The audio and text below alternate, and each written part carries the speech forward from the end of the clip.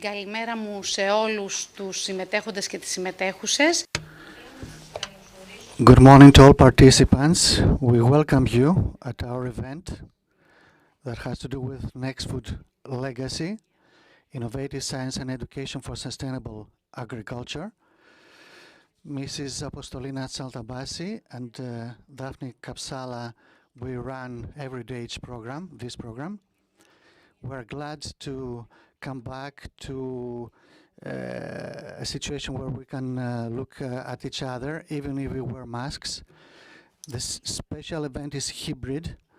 We have speakers from abroad that will be connected with us digitally.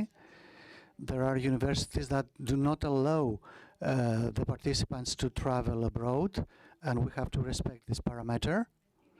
But we don't want to miss the opportunity to interact with as many participants can be present here, and not to lose the information of such an important program that runs already for 2.5 years. This information has to be spread as much as possible. I will not spend your time. I will call the president of Agri-Food Partnership of the region of Central Macedonia, Mr. Konstantinos Kiltidis, who will welcome. You want to speak from here or from the stand?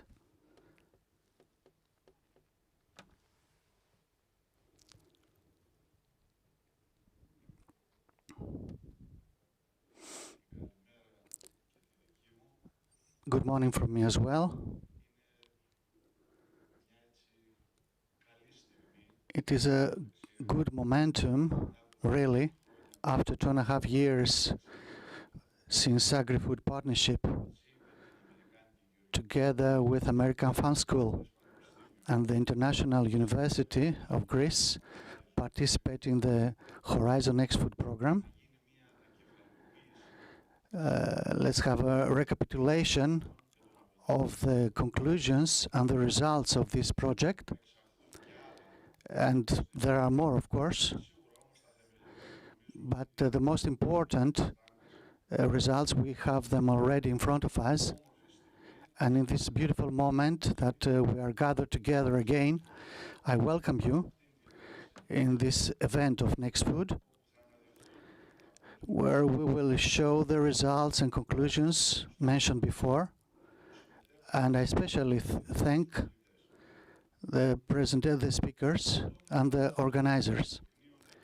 The innovative actions through the program Next Food and the correct practices in agricultural domain are a new reality, together with all the conclusions and all the applied practices in the last decade, step by step, established a new totality a new reality in agricultural domain. It is necessary to be taken in consideration by the state to take in consideration these results that enrich the application norms by the ministry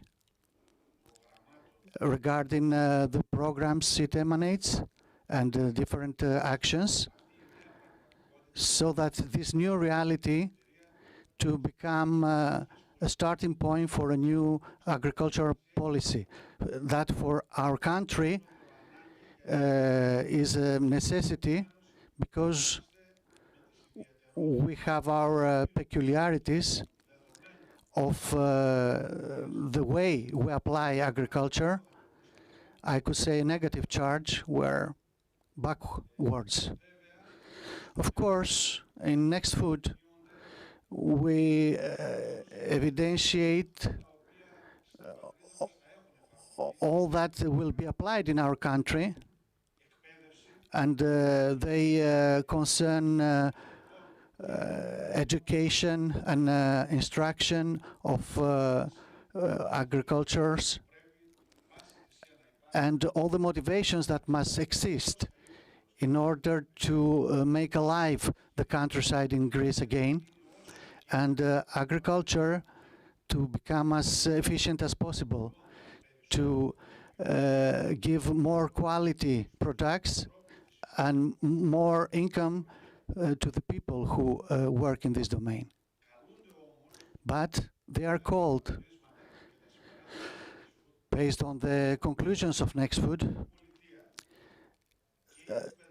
and the state and the instructors and the agriculture, the producers, to give this kind of products that are solicited by society and consumers. This is a challenge with different vectors that comes here Next Food with its role in these 2.5 years. So I think the speakers that will present today the results, the conclusions, and all these very beneficial actions that are a challenge for the producers and the state on an international plane, but especially in our country. And for this, the Agri-Food Partnership of the region of Central Macedonia, the region that in Greece is the head in agricultural domain, with 25% of the agricultural production in Greece. We're especially happy because these conclusions will beneficiate this geographical region and the citizens that are served by Agri-Food Partnership of the region of Central Macedonia. So the different studies, I wish that they give the fruits that we want to grasp. And SEGE, the Greek entrepreneurs, women entrepreneurs association, to notice the importance of women participation in agricultural domain and generally in the entrepreneurship that will be evidentiated in the next days as well. With these few words, I think we have to give the stage to the speakers, and we have a duty to spread furthermore of these results and conclusions to the greater audience regarding the agriculture domain and generally to the people of Central Macedonia. Thank you.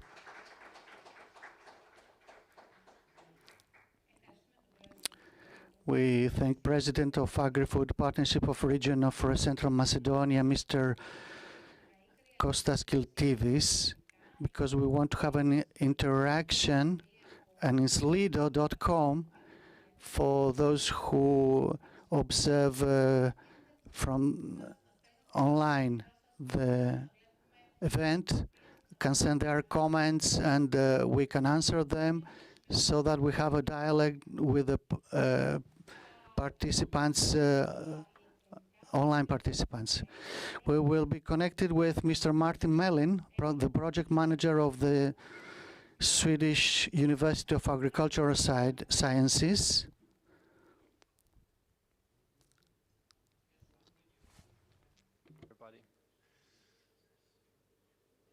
Okay, we need to reach you in the camera, in the wall. Hello, Martin. Thank you for being here. Hi, thank you. Thank you for the opportunity to participate in this event. So I will present for you the Next Food project briefly. And my name is Martin Mellin. I'm from the Swedish University of Agricultural Sciences, and I'm the project coordinator for the Next Food project. So Next Food is a project funded by Horizon 2020, which is European Union's fund for research and innovation actions. And Next Food is an acronym for educating the next generation of professionals in the agri-food system.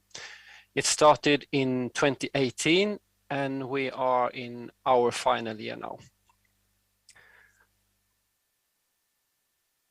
In this project, we develop new ways of educating the future sustainability leaders of the agri-food sector. And the purpose is to make sure that professionals, that is farmers, advisors, business representatives, as well as students, have the right set of skills and competencies needed to tackle the sustainability challenges that we face. That is food security for all in the context of climate change, biodiversity loss, water scarcity, and increasing inequality. We are 19 partners engaged in Next Food, most of them in Europe, but we also have institutions in Egypt, Ethiopia, India, and Chile. Most of our partners are universities, but we also have NGOs, business networks, and intermediaries, and it's coordinated by Sweden.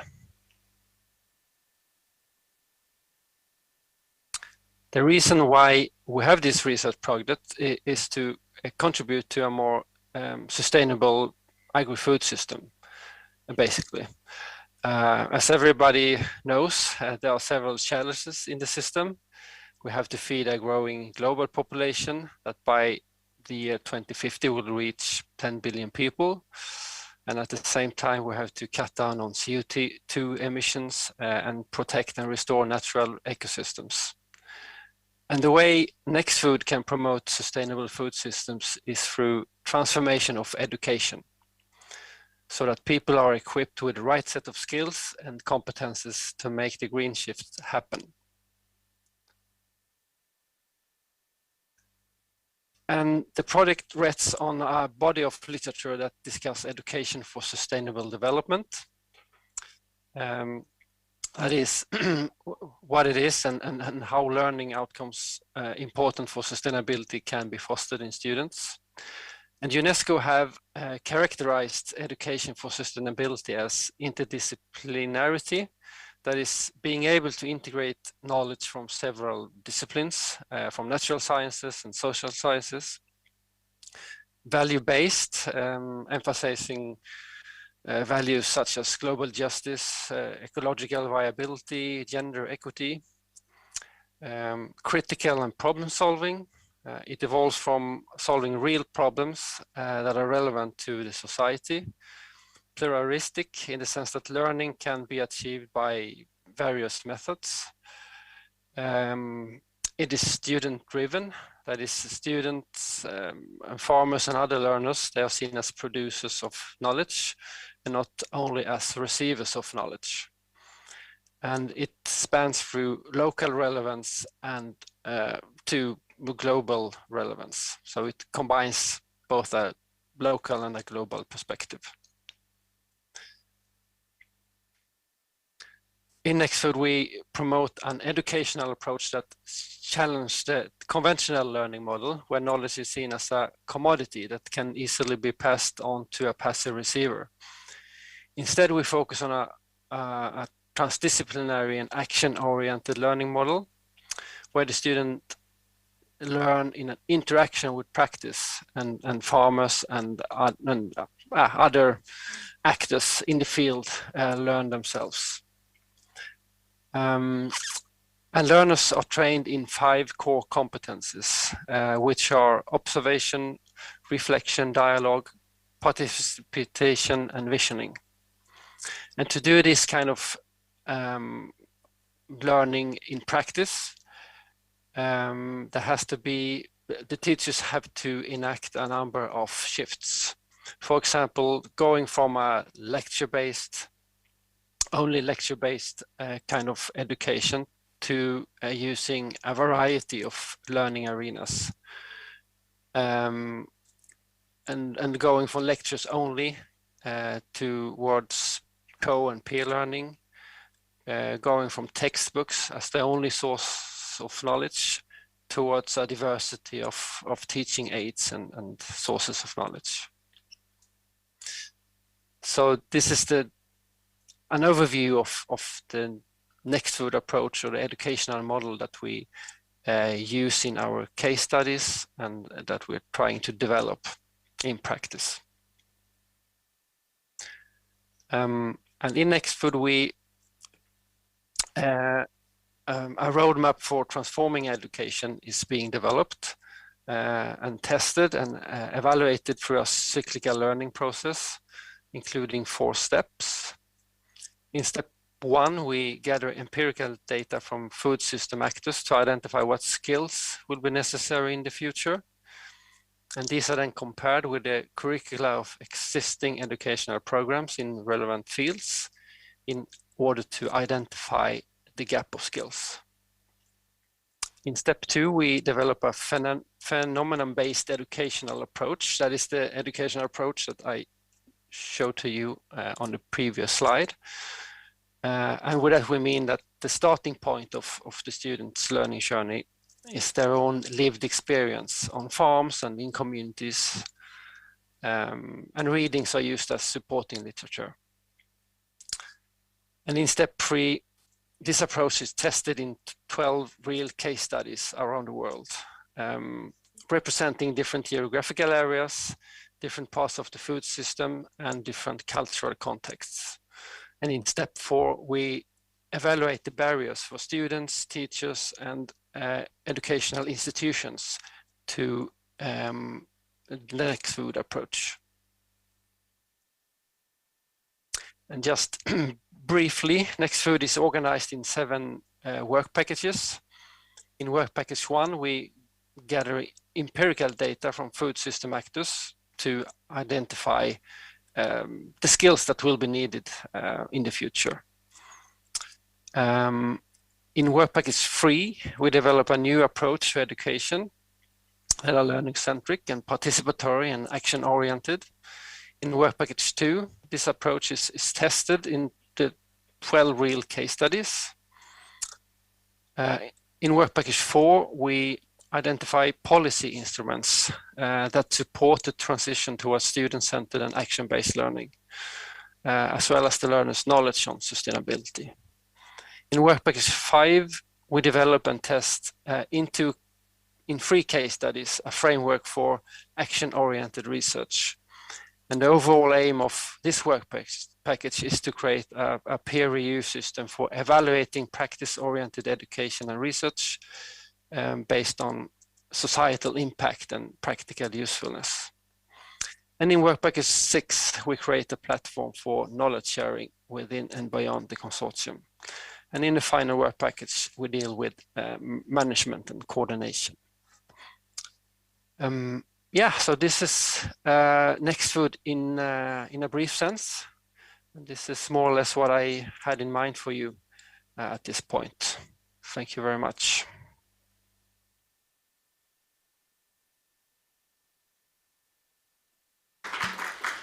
Thank you, Martin. I would like to ask the first question and maybe open the round is, what do you believe is the added value of this project? What is the special innovative factor that we put a value through the Next Food project to the European Farming Society?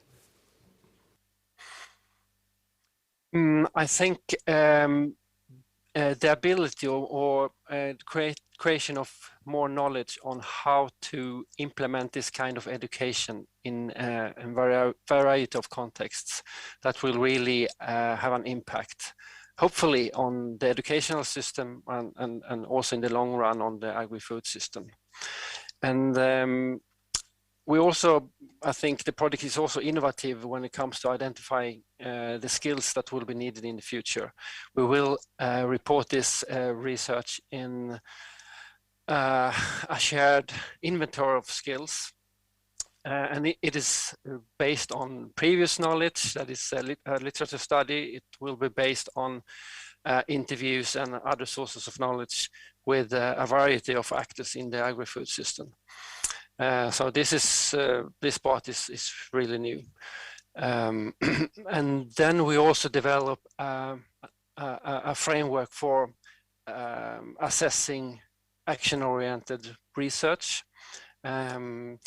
Today, researchers are very much assessed on scientific excellence only, and not on what practical usefulness or societal impact their research outcomes have.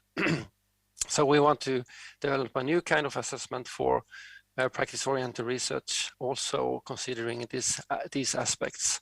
And the thinking behind this is to have a motive for researchers to develop research projects that really has a societal impact and an increased usefulness for practitioners. And I think this is a good contribution from the Next Food project. So actually developing the agripreneurs, let's say education, so that we are going to have a next generation of agripreneurs with more knowledge, more innovation factors, more activity. Thank you very much, Martin, for the time being, and we'll have you later on. Thank you. Ευχαριστούμε και χαιρετούμε. We thank Mr. Melin, the project manager of the project, and we're welcoming Mrs. Lisa Blix Germusson from the Swedish University of Agricultural Sciences.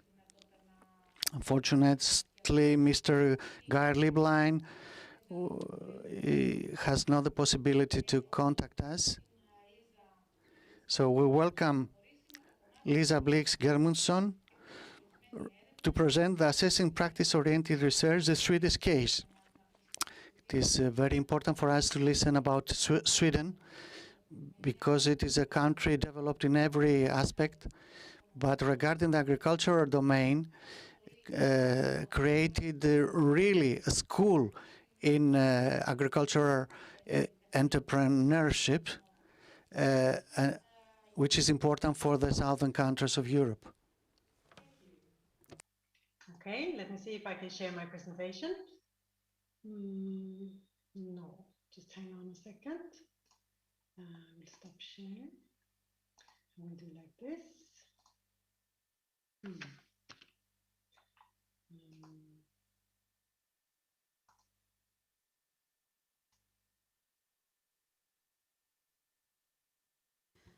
Yes, Lisa, we can see the presentation.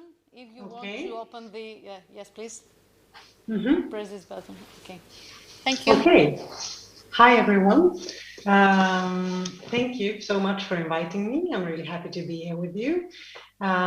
So I'd like to share with you this presentation on how we have been working with assessing practice-oriented research. And the background for this is that the current systems of evaluation of quality of research that are used now are based on academic merits, such as the number of scientific publications.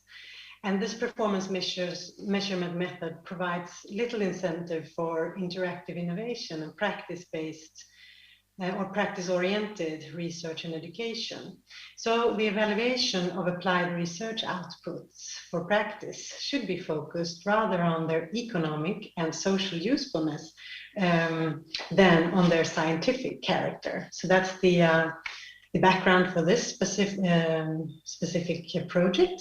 So the overall aim of this work package is to develop an assessment framework for defining and evaluating the quality of interactive innovations and practice-oriented research in the agri-food and forestry sectors and its positioning for use and impact.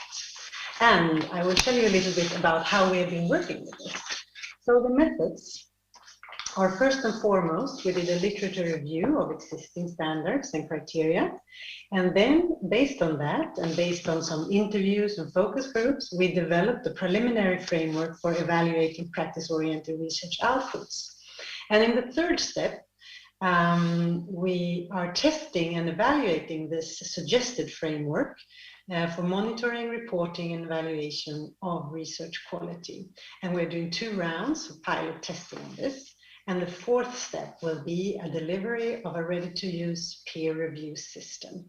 So I will now turn to point 2, the preliminary framework, and explain that to you somewhat. So here's the procedure. The first step of this is it aims to organize the impact work, so to say. so as to provide for taking joint actions towards and joint responsibility over what is claimed as the effects or impacts of the project.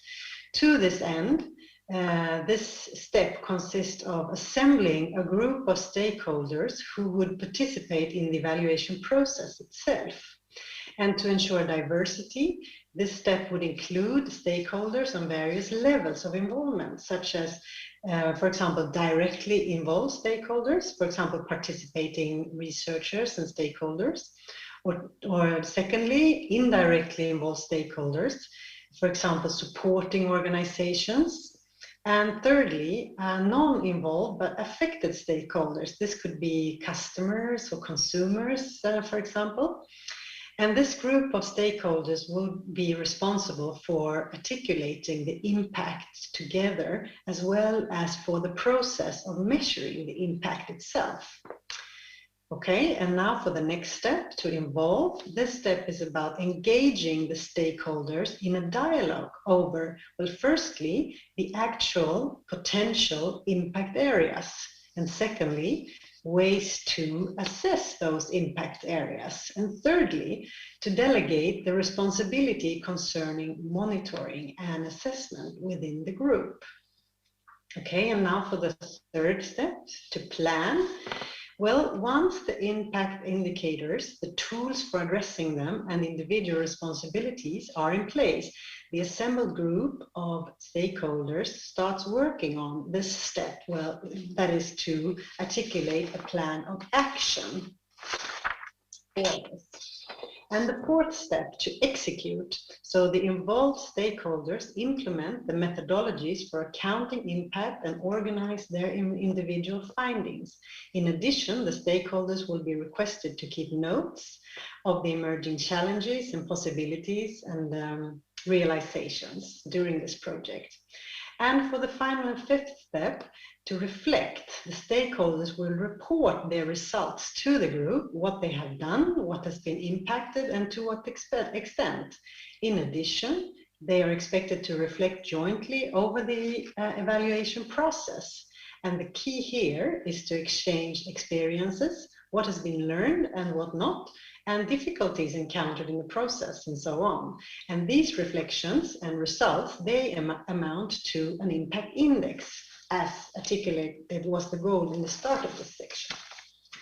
Okay, so this figure here shows you the structure of the suggested framework. So there are two components. As you can see in the second column, there is a component of the process-related impacts. And in the third column, there are the components of the product-related indicators and impacts. And these, in turn, are measured in social, environmental, and economic sustainability, or the indicators are like divided into that. And there are three levels here. The first one is the project level effects. It contains the indicators selected by the stakeholders to express how a project's process itself and the products, how they influence the stakeholder community's capacity to act and perform sustainable. And the intermediary level effects contains the indicators selected by the stakeholders to express sustainability effects stemming from the work of bridging the project with the systemic level. And since parallel forms of mediation work achieve both of these, both product and process related impacts simultaneously, the indicators here are expected to cut across both categories. And then thirdly, the systemic level effects. It contains the indicators to express how a project's process itself and its products contribute to sustainability broadly beyond the immediate community of stakeholders. So this is the sort of structure of the framework. Yes, and I will come to some challenges, of course, with this framework. Well, first of all, impacts are not always easily divisible into the general categories of social, economic, and environmental impact. It's not always straightforward anyway, and sometimes there are in several categories, and sometimes perhaps a category doesn't apply. So that will have to be adapted in the specific case. And secondly, impacts on some levels are easier to imagine and elaborate than on others. For instance, participants may be able to provide the sense of immediate project level effects on impact, but it may be harder to pinpoint indicators on the broader systemic level.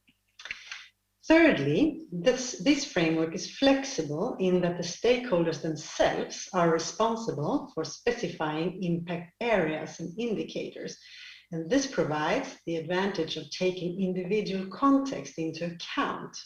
However, this flexibility risks comparability, which you want to have if you're going to develop a standard. You want to be able to compare between projects.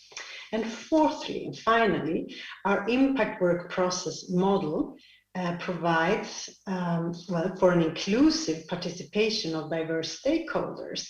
And this is good, of course, they take joint responsibility, but it raises a few questions. How should the relevant stakeholders be determined? How large should the stakeholder group be? And who will participate and in what ways and to what extent?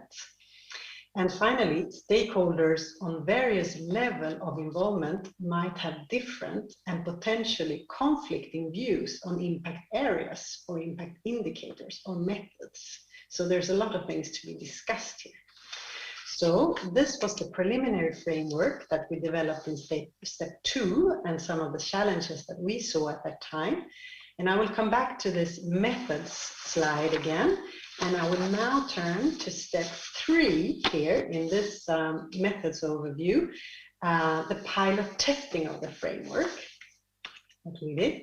So what we did was that we recruited 4 applied agricultural research projects of the pilot study. 3 were ongoing and 1 was recently finalized. 2 of them were in natural science and 2 of them in social science. There were multiple stakeholders involved in the projects, reference group, first of all, and also partly in the working groups. And we adapted and developed the preliminary framework that I just explained to these pilots. And on a last slide, I will just present some of the of our results and discussion belonging to that. So the inclusion of stakeholders in setup and work process of research project is crucial for enabling impact. Already in the reference groups and partly in the working groups, there were actors, and it's clear from the discussions that they will help to carry the impacts out during and after the project. And secondly, assessing impacts beyond the project level, that was a time, or is a matter of time and proximity. It can be difficult to assess impacts on higher levels due to the attribution problem, like there are many factors influencing what happens on a systemic level. And secondly, the balance between project-specific indicators and generalizable indicators is not always easy. It's tricky to find good comparable indicators. And what we have used a bit is the productive interactions approach to work with that. And fourthly, engaging stakeholders in evaluation is valuable in itself. This causes a lot of thinking, discussion, learning, and so impact is work, really. And what we will probably land in is a simplified version of the preliminary framework. We will see in these pilots which are the important indicators. So the next steps for us, this is where we're working right now, is to finish the data collection of the 4 pilot cases and develop a ready-to-use peer review system. So we're working on finalizing these steps now. So thank you very much for your attention.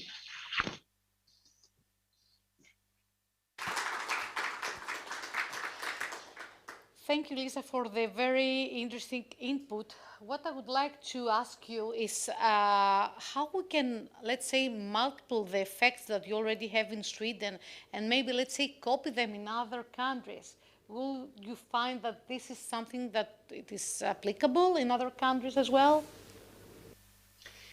Well, that's what we aim for. We have some project-specific indicators, but also we have some comparable indicators. And I hope that if they are comparable across the board for all of our very different projects, I must say, then I hope they will be relevant also in other countries. And we do have pilots in 2 other countries, in Greece and the Czech Republic as well. And it will be very exciting to compare our results and discuss together what is generalizable across countries and not. Thank you very much.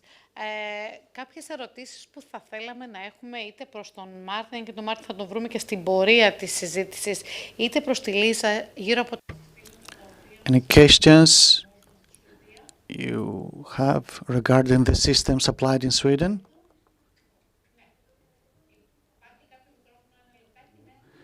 Just a moment to get the microphone.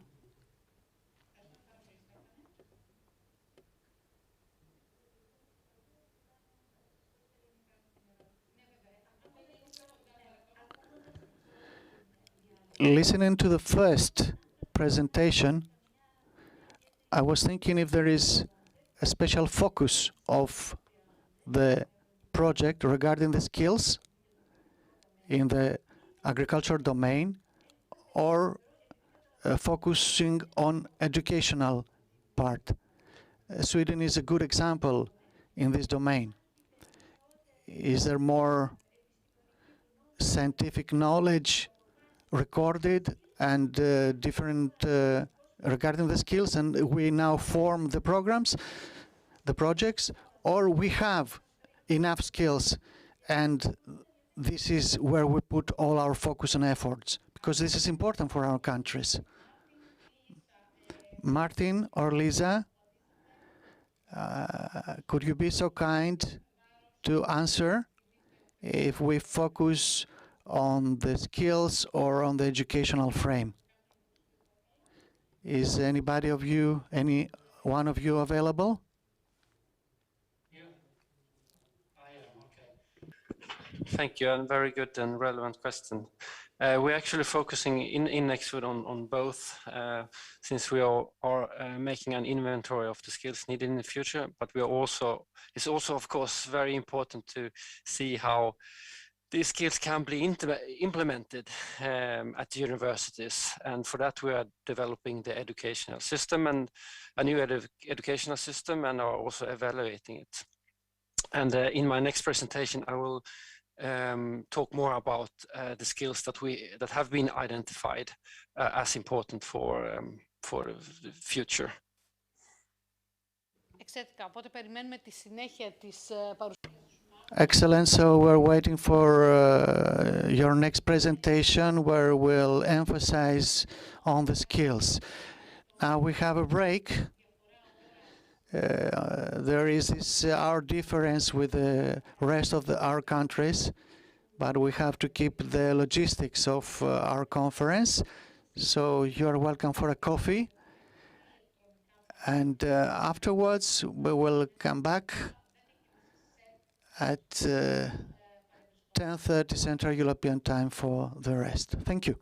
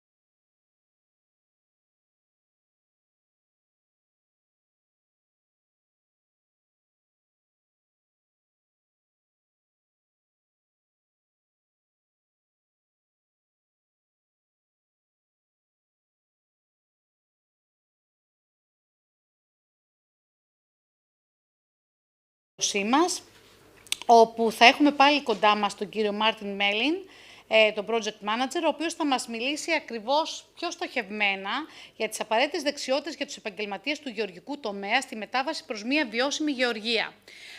Αυτό ουσιαστικά είναι ένα πολύ ουσιαστικό κομμάτι, καθώς είναι και η μεθοδολογία που εμείς πρέπει να κλέψουμε εντός εισαγωγικών, προκειμένου να μπορέσουμε να δημιουργήσουμε έναν επιχειρηματικό αγροτικό κλάδο, ο οποίος να έχει σταθερότητα, μέλλον και, πάση περιπτώσει, προοπτικές για όλους στο κομμάτι το οικονομικό, της ανάπτυξης της οικονομίας μας και της εθνικής.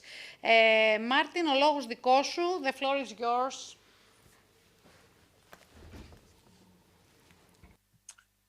Thank you very much.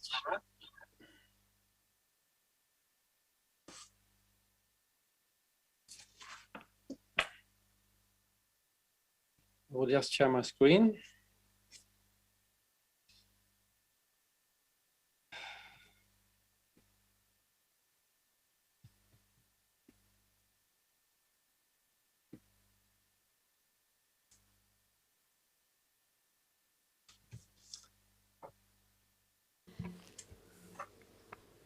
Right. So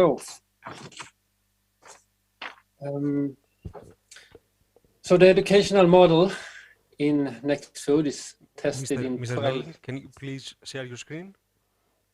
Okay, thank you. It's tested in 12 case studies in different parts of the world, all representing different parts of the food value chain in different cultures and contexts. We have analyzed the learning outcomes of more than 1,000 learners at this point. In these cases, we have seen that students, they become lifelong learners by the development of critical thinking and self-reflection. They learn how to work with change and adaptation by envisioning. They learn how to collaborate and integrate different types of knowledge.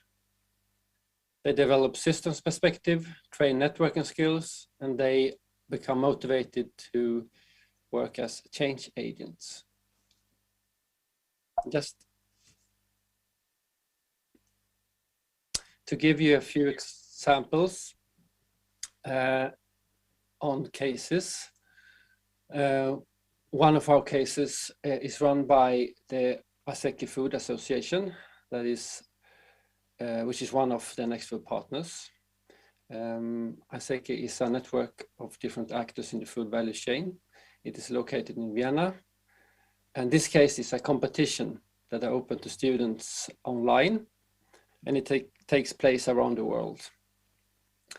And each team of students work will real food industry-based problems in sustainability. And the students meet 6 times during the course, together with the course organizers and an advisory board who are also experts in the topic. And the idea is to decrease the traditional online lectures and try to incorporate action learning into this competition. And the case organizers, they do online training with virtual visits to companies and soft skills workshops online as well. Another case is in Ethiopia.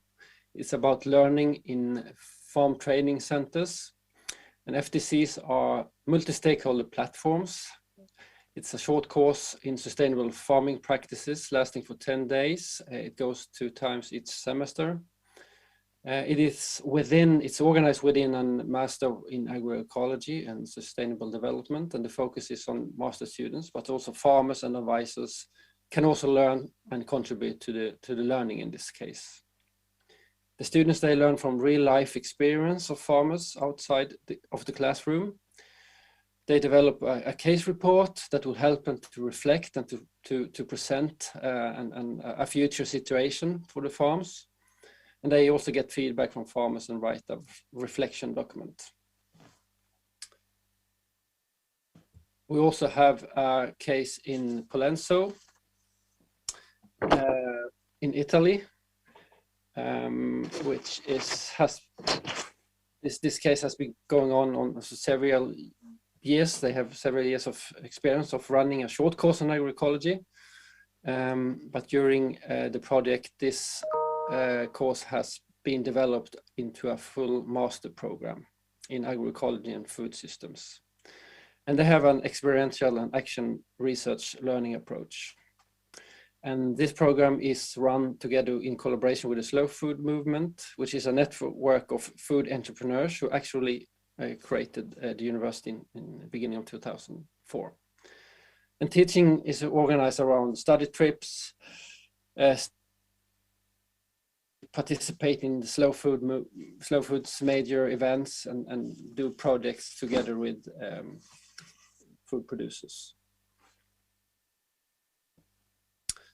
And based on the Next Food research outputs and experiences, we will develop a roadmap for learners, teachers, and institutions for transforming education. The idea of this roadmap is to enhance the supporting forces and find ways to deal with the hindering forces. Factors that support change are, for example, the positive learning outcomes of the Next Food educational approach. Another one is the toolbox that we will develop for teaching practitioners, and an audit tool that will guide institutions in this transformation. There are also a number of hindering forces, and one of the strongest one is the mindset of people involved in education and training. There is still a belief that the old way of education is the best. There are also a number of institutional and organizational barriers connected to how education is planned and implemented. And the third one is the stakeholder engagement, who don't always see the benefits of interacting in education. And a key research activity is the inventory of skills and competencies. It is based on a review of literature, reporting on previous mapping initiatives, plus a survey and focus group interviews in several countries. And the skills that will be needed in the future fall into these 7 main areas. The first one is navigating in a changing world, including lifelong learning and skills for complex problem solving and innovation. The second one is collaboration that will be needed to solve future sustainability challenges with a diversity of stakeholders. The results particularly highlight the need for collaboration across disciplines and sectors. The third one is systems thinking. That will be important to be able to understand the agri-food and forestry system as a larger whole. Fourth one is digital and technical skills. That will be more and more important. And the fifth one is building and maintaining networks, has also been highlighted as important in the data. A lack of networks may have a significant influence on the ability to enact change towards sustainability. This involves skills such as communication, facilitation, and collaboration as well. Strategic development includes skills important for enacting strategic change, including social sustainable leadership, corporate social responsibility, sustainable business models, etc. And then the seventh one is a negotiation of sustainability. So these are the 7 main groups that we have identified and that are in the inventory of the skills. I also want to add that this research or the analysis of the research data is still ongoing. So these skills will be, the inventory will be developed and more specified for various types of learners. So we will identify the skills most necessary for farmers and for other actors in the agri-food system. We're also concerned with finding the gaps in existing agricultural education. And for that, we analyzed 21 courses and/or programs at partner universities at different levels in order to identify where the gaps are in these different skill sets. Systems thinking and knowledge integration were covered by a majority of the programs, actually. While, for example, collaboration, networking, and lifelong learning were not catered for in most of the programs and courses. And this work also continues by using an informatics approach, where we analyze data collected from more than 1,300 individual master programs from 27 universities and 14 European countries. So we will get a very good in education are in relation to different regions of Europe. And we analyzed the data from a gender perspective as well in this work package and in its skills inventory work package. We carried out focus groups with farmers and other agri-food actors about their perspectives and what skills are needed for a sustainable future in the agri-food system. And according to focus groups in Ethiopia, Chile, and India, female farmers has gained an increased role in farming as decision makers, leading to an increased need for knowledge and access to joint training, along with male farmers and or husbands and other family members. So this is something that we could see in our data analysis. We also developed an audit tool, which is a tool for self-assessment and reflection about a chosen educational activity, for example, a course or a program. So it's a tool that can help educational managers and course leaders to reflect on and develop their education towards education for sustainability. And a gender perspective has been built in as a part of this tool to support the reflection about the role of gender in education. For example, there are statements that calls for reflections, such as students of all genders are equally encouraged and supported to engage in educationally relevant interaction with external stakeholders. For example, through internship, project work, conferences, events, etc. Another one is the education encourages students to reflect on gender issues as a feature of agri-food and or forestry systems. And this analysis is also ongoing and will be reported in our reports and peer-reviewed articles. So there might, and this might result in more conclusion about gender as an explaining factor in education.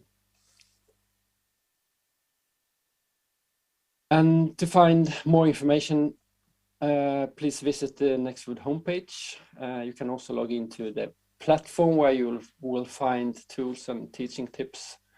And there you can also sign up to our newsletter. And that's all for me now. Thanks.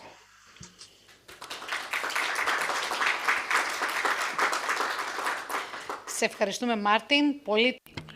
Thank you, Martin. Your contribution is valuable regarding the skills, and so we can answer the first question posed by Mrs. Pavlidou. I want to focus on something very important for me regarding the network part that have to do with collaboration as well. Would you like to refer to as some networks that are very active and helped in the development in all this procedure of education in the agricultural domain entrepreneurship? Thank you.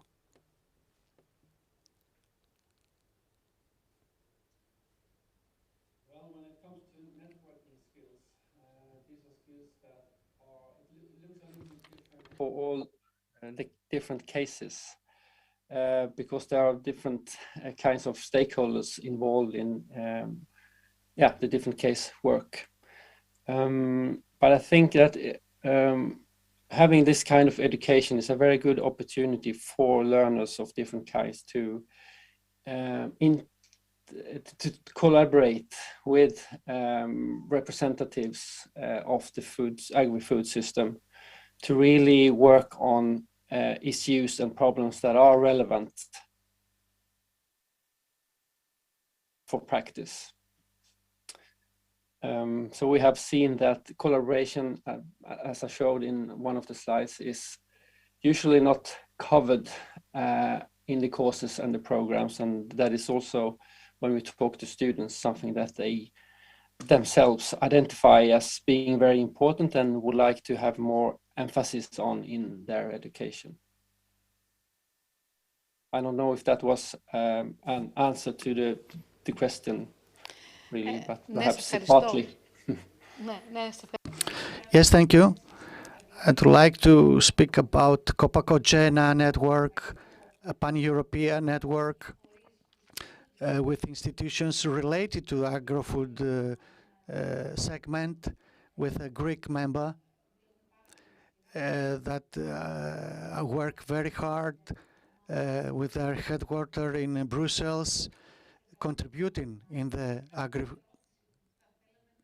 agri-food entrepreneurship. Would you like to speak anything else? Because we disengage, we dismiss Martin. We hope that you will continue to follow us and the event. But is there any question for Martin? So Mrs. Pavlidou is going to ask you something. Wait a minute for the microphone. If you want, you answer the question. Regarding the European Union or Europe, are there any good examples regarding these practices? Are there any countries that they filed the folder with the skills and implemented their programs as well? And at which level are these programs standing? We have programs which are bachelor's, master programs, and so on, except Sweden. Or maybe Sweden has the best program. Which is your opinion, Martin? Well, I can only refer to the cases that we have in NextFood that represent different parts of Europe.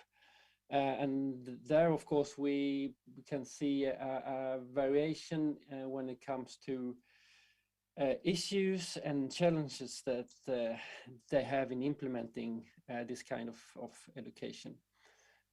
So I can't really make any general conclusions about different countries based on these 12 cases that we have actually.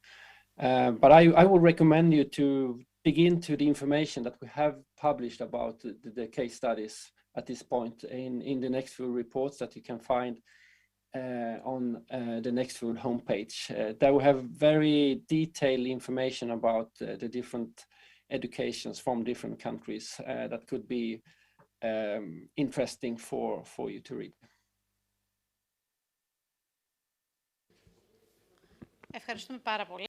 Thank you so much. Thank you, Martin. So, we hope that you will continue to watch us via Zoom.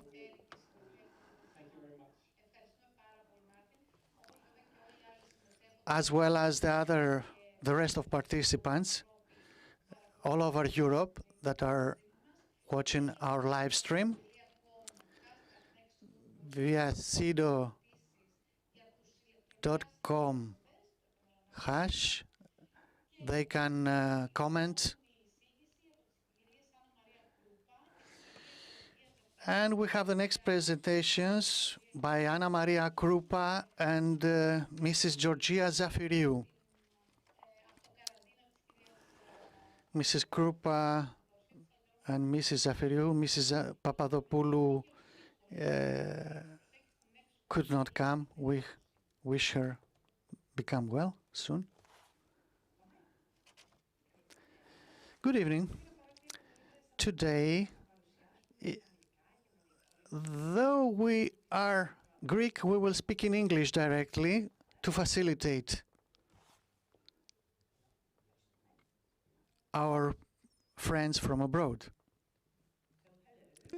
Thank you very much for the opportunity to be here, the introduction. And we're very happy to be able to present our preliminary findings from the Greek case of the next food. I'm Anna Maria, and this is my colleague Georgia. We are both researchers at the American Farm School, and together with our colleague Elisabeth, who unfortunately, as already said, couldn't join us today as she's currently in self-isolation, we will be presenting the Greek case of the next food.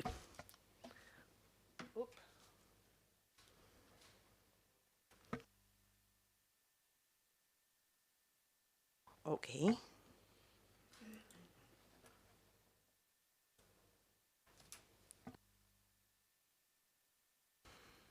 Okay, I'll get the hang of this. So this work is being done in collaboration with International Hellenic University, who have been our partners in the implementation of the Next Food approach in Greece.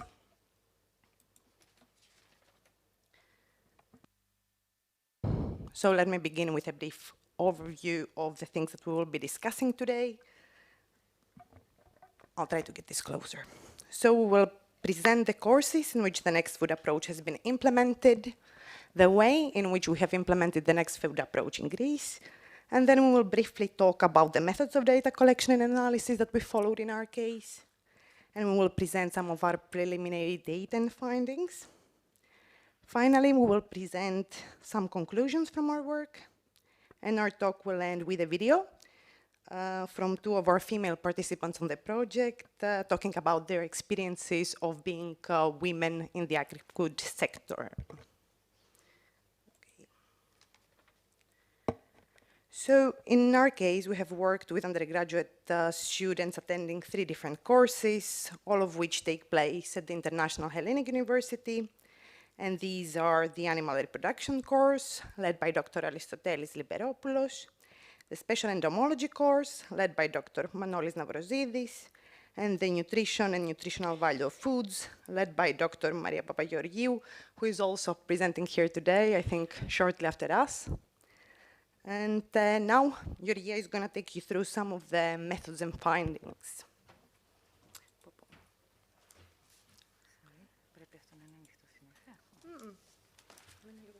Good afternoon. We're really happy for this opportunity to participate in this event today. I'm going to present you some of the results we found. Before the results, though, I need you to get you through the different, let's say, exercises we designed and developed for the participating courses as mentioned by Anna Maria previously. The idea here, as explained before by Mr. Melin, was to calculate the competencies required for sustainable agri-food systems based on the next food approach. Based on that, on this systematic approach, we designed and developed a number of, let's say, in-class interventions, in-class, exercises that aimed to implement the next food approach. The idea here was to follow what Mr. Melin mentioned before, to follow the philosophy, let's say, the background philosophy, the shift from the lecture hall to a diversity of learning arenas, the shift from lecturing to more co- and peer learning, the shift from syllabus to supporting literature and variety of learning sources, and the shift from the actual textbook to more using more teaching, various teaching aids. Therefore, we designed a number of activities in each course, and I will guide you through them based on the logic followed by the next food approach. So, in order to go from the shift from the lecture hall to the diversity of different learning arenas, let's say trying to get out of the class, we developed a number of study and farm visits that aim to have the students get the opportunity to meet the animals or to be in the field instead of actually staying in the class. We have some of the names we used for these activities. You can see here some of the photographs we took during this study visits, and we'll view together it's not a video, it's a collection of photographs actually from the visit to a farm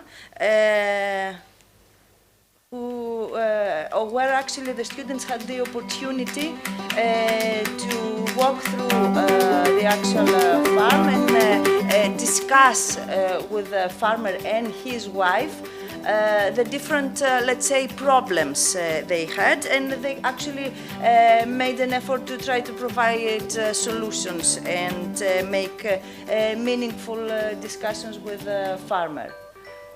It was a foggy day this day. This is the wife of the farmer, and actually, to give you a background story on that, they own the farm together. They've met at the university, and then they developed this farm together, and taking the opportunity to link this with the event, she had a very active role in the whole procedure.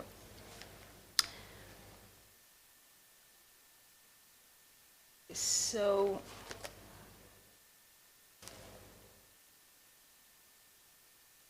you can see actual photographs from the animals. They look very happy.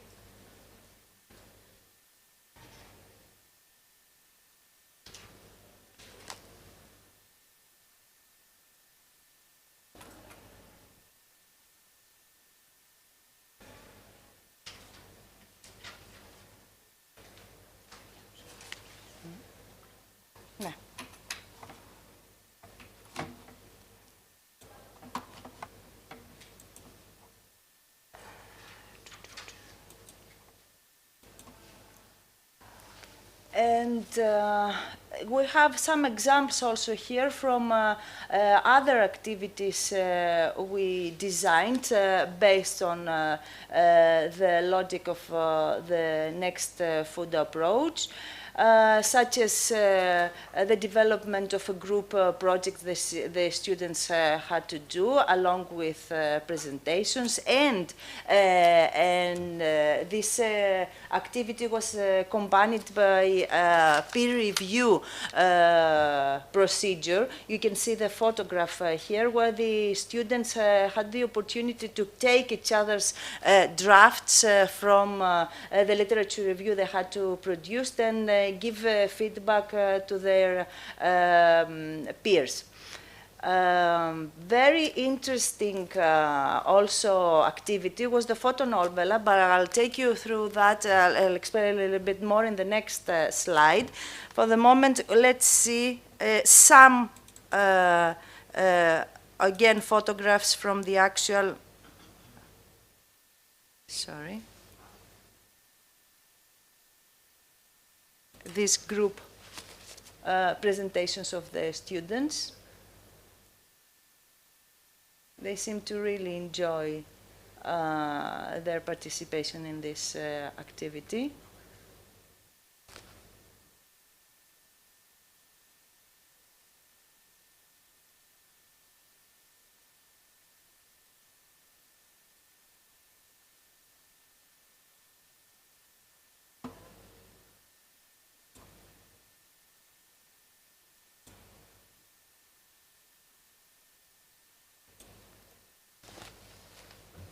During the third circle of the project, we had to actually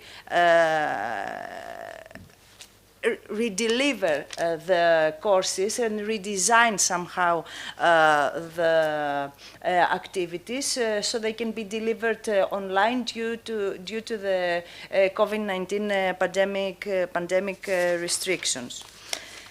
Therefore, some of the activities have been redesigned based on international, let's say, best practices.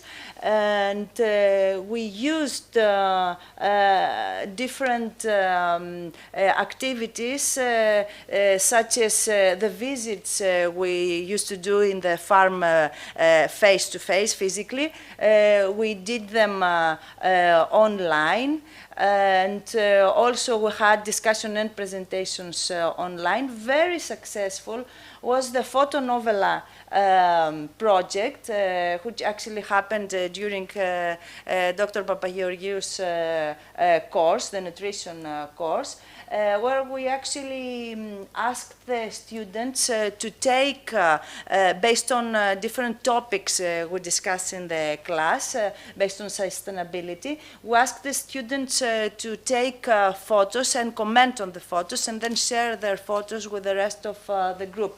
You can see some examples of these photographs they took, and also very successful was the portfolio the students had to do for the entomology project. You can see examples of their presentations in the photographs.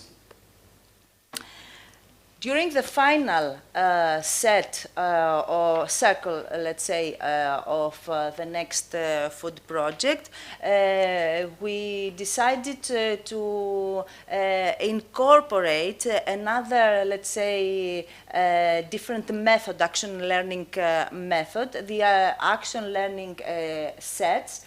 Trying to follow, let's say, the logic of multi-actor approach, trying to incorporate as many people, involved actors in the process, namely university professors, students, advisors, and farmers and agricultural professionals. Trying to get them all together, to work together, and trying them to make them communicate and actually observe these communications. What we did is we developed all these activities in groups of these actors, as I mentioned before, and the main aim here was for the student to present, to develop and then present a dissertation. So we got 5 groups with all involved actors, and we actually we still having sessions per group. This research is still ongoing, so we'll present the results not today, just so we can give you some preliminary results.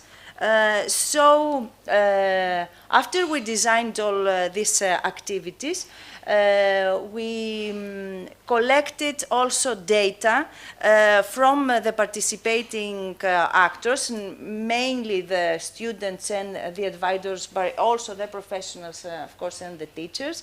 We had at the beginning and the end of the courses self-assessment of competencies questionnaire. Also reflection logs, observation logs. We did focus groups with all relevant actors, students, teachers, advisors, and professors. And also we had semi-structured individual interviews. For the analysis of the data, we used for the qualitative part thematic analysis and the Atlas TI software to analyze the qualitative data, and the SPSS for the analysis of the quantitative data. Let's take you through now through the main results, let's say, from the point of view of the different actors. Overall, we would say about the students that they had a very positive reaction to the exercises designed. And they developed skills like social skills, organizational skills, research skills, ability to apply more theoretical knowledge to real-world situations, presentation, and leadership skills. And of course, we analyzed our data based on the 5 different core competencies developed by the Next Food approach. Mr. Mellin mentioned before the 5 these competencies, which were participation, observation, reflection, dialogue, and visioning. Taking one of these individual competencies individually, we analyzed the data through that, and I'll give you some preliminary results on the competencies.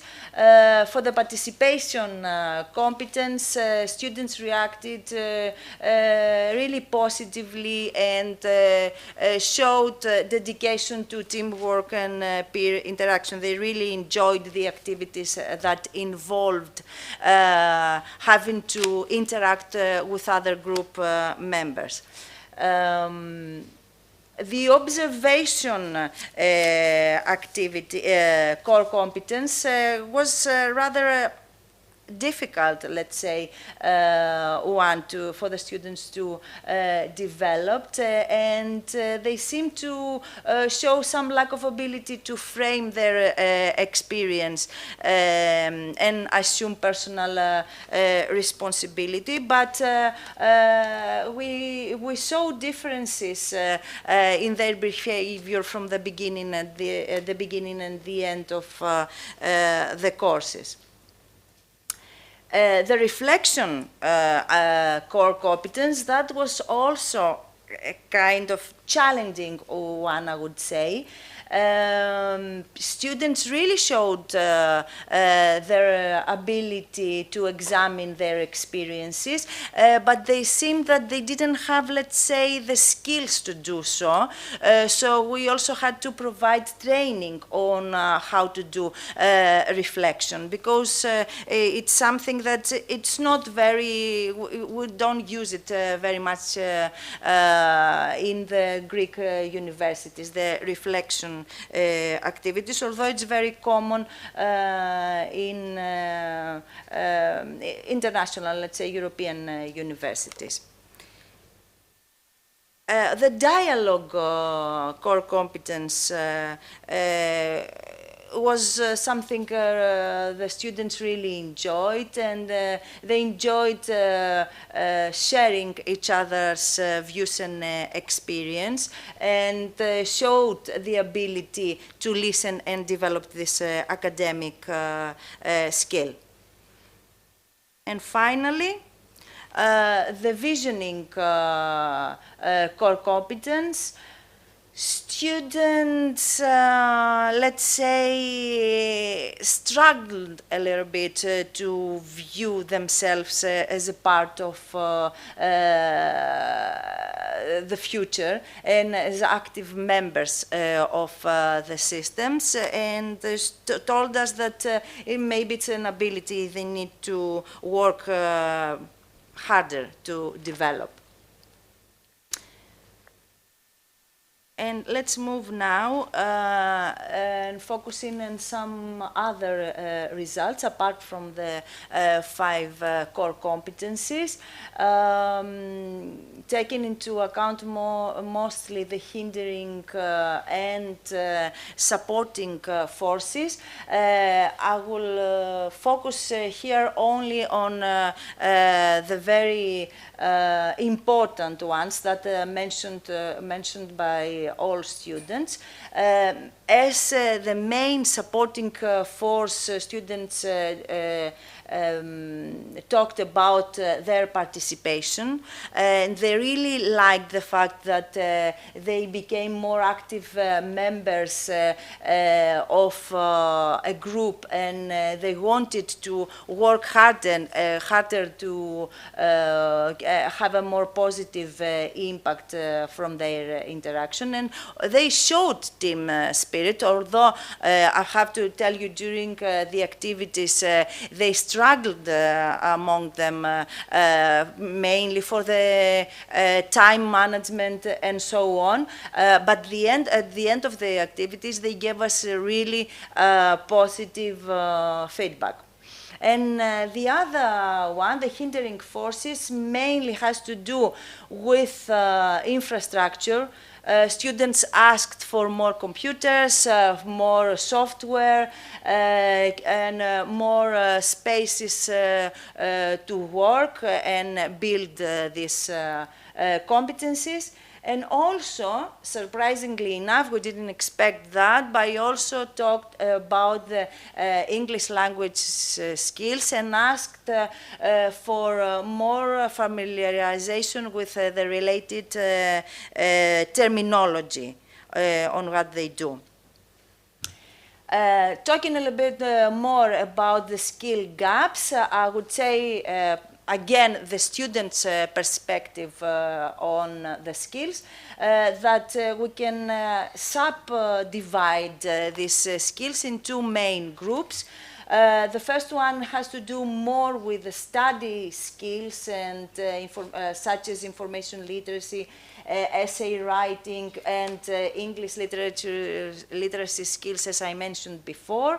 And the other one has to do with more managerial, let's say, skills. The students talked about wanted to develop their communication and group working skills, and also their time management skills along with presentation skills.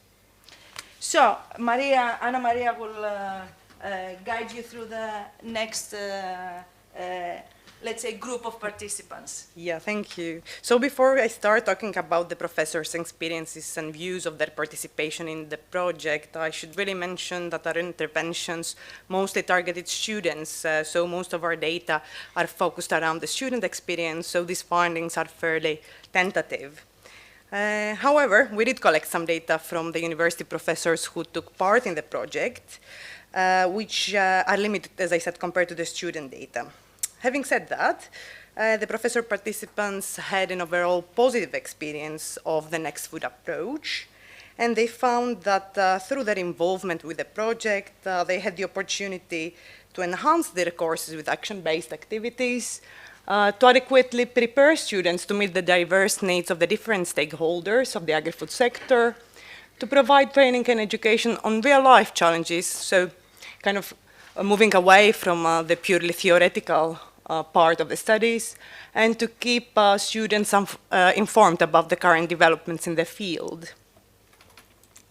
So in a professor's own words, with this approach, we had the opportunity to provide young students with the right attitude and appreciation of the importance of the sector, farming knowledge, skills, and science in the practice of the farming industry.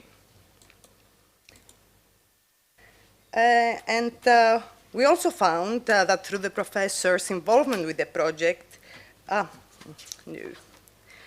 yeah, this is another set of findings which is really interesting because we didn't go searching for these things, but they came up through the analysis. So the professors also found that through their involvement with the Next Food approach, they had the opportunity to improve the relationship with students. And this may be due to the fact that they were actually spending more time with the students. And they also reported gaining greater job satisfaction. One of the course leaders said that they also noticed improvements in students' academic performance.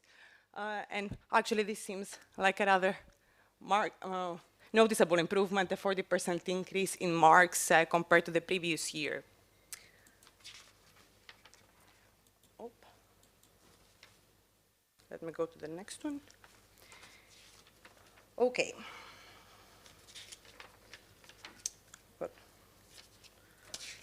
Apologies, got lost here. So despite these benefits, however, professors have identified a number of barriers to the Next Food approach becoming part of standard academic curricula, which is somewhat to be expected if one knows the Greek reality in academia. The most important of these challenges and barriers that we found included the professor's willingness and motivation to use action-based learning methods, which usually require some more time and resources compared to the traditional in-class learning methods. In addition to the large student numbers and the accompanying bureaucracy, together with reduced budgets and the personnel shortages that they are already experiencing, which overall create a picture create a clear picture that if the Next Food approach is to be implemented, it would require a centralized effort on an institutional level. So I'm not sure why this is not clicking. Okay, so these were our preliminary findings from the professor's point of view. And coming to the professionals now, again, I should stress that we've got even fewer data on the professionals as they got involved in the last cycle of activities. So these findings are even more tentative. So with regards to the professionals, who are mostly advisors and farmers, and their motivation to take part in the study, because as Martin previously mentioned, I don't know if you remember, one of the main issues is getting these people who are already busy and they've got their own issues and challenges that they are facing, to get them involved in an educational project, right? So we asked them what was the reason behind their motivation to take part in this. And they mostly said that they were interested to connect with universities in order to fill a skills gap in their respective fields. They also had a willingness to connect with other actors of the agri-food system. And also a few of them expressed a kind of sense of altruism to pass down their knowledge to their next generation of agri-food professionals, which was really noble of them. However, again, they reported and we identified a number of hindering forces to the adoption of more sustainable practices, which mainly had to do with the lack of an economic motivation for change and the lack of infrastructure and government support. Again, none of these are new issues. I think that they are recurring, especially in the Greek scene, the Greek agricultural context. They also mentioned working in a highly competitive environment, which push the market prices of their produce down.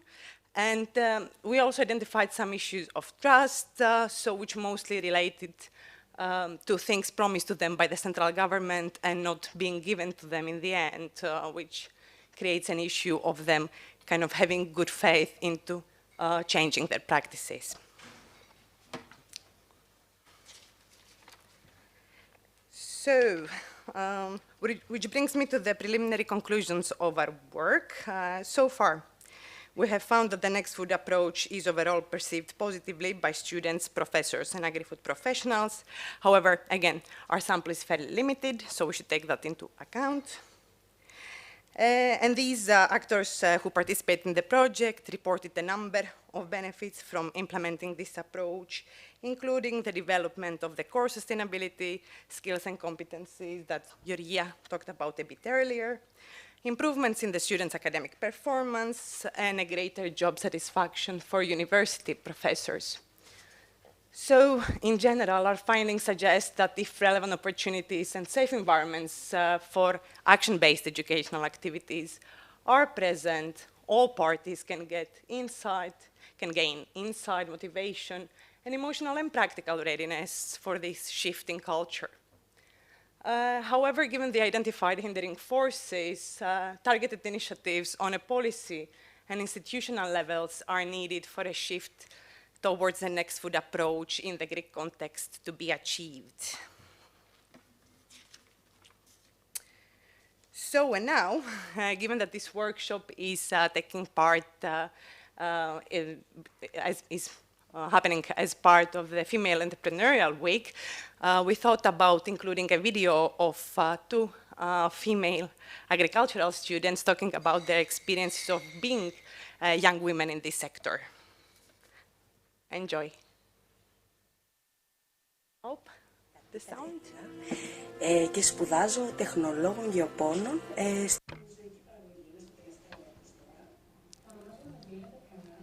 Φιλιόφυτο στο τμήμα των τεχνολόγων γεωπόνων με κατεύθυνση στη ζωική παραγωγή. Σαν γυναίκα σε αυτό το χώρο αισθάνομαι πολύ άνετα. Νομίζω ότι δεν είναι θέμα φύλου, είναι θέμα θέλησης και διάθεσης, να κάνεις κάτι που σου αρέσει. Εμένα μου αρέσει, με έχουν κάνει να αισθάνομαι και άνετα, δεν έχω βιώσει ας πούμε κάποιο σεξιστικό ή οτιδήποτε σχόλιο επειδή είμαι γυναίκα. Σίγουρα κάποιες δουλειές είναι πιο αντρικές, αλλά πρέπει να είσαι μάχημος, να μπαίνεις και να μην φοβάσαι τίποτα.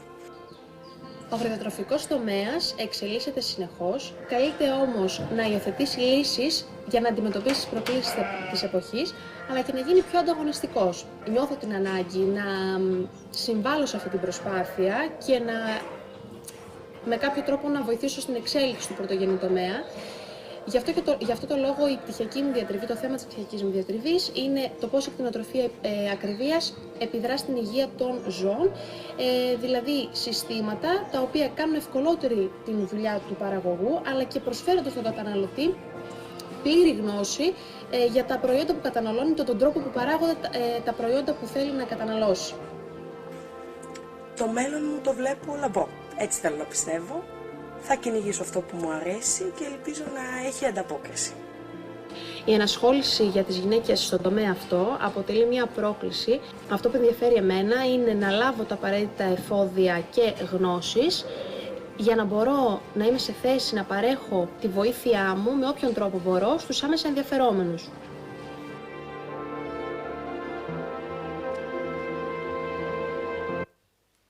So that was it. A big thank you to Katerina and Eva for kindly agreeing to take and share this video. Eva is also here today with us. Thank you. And a big thank you to all of you for your attention.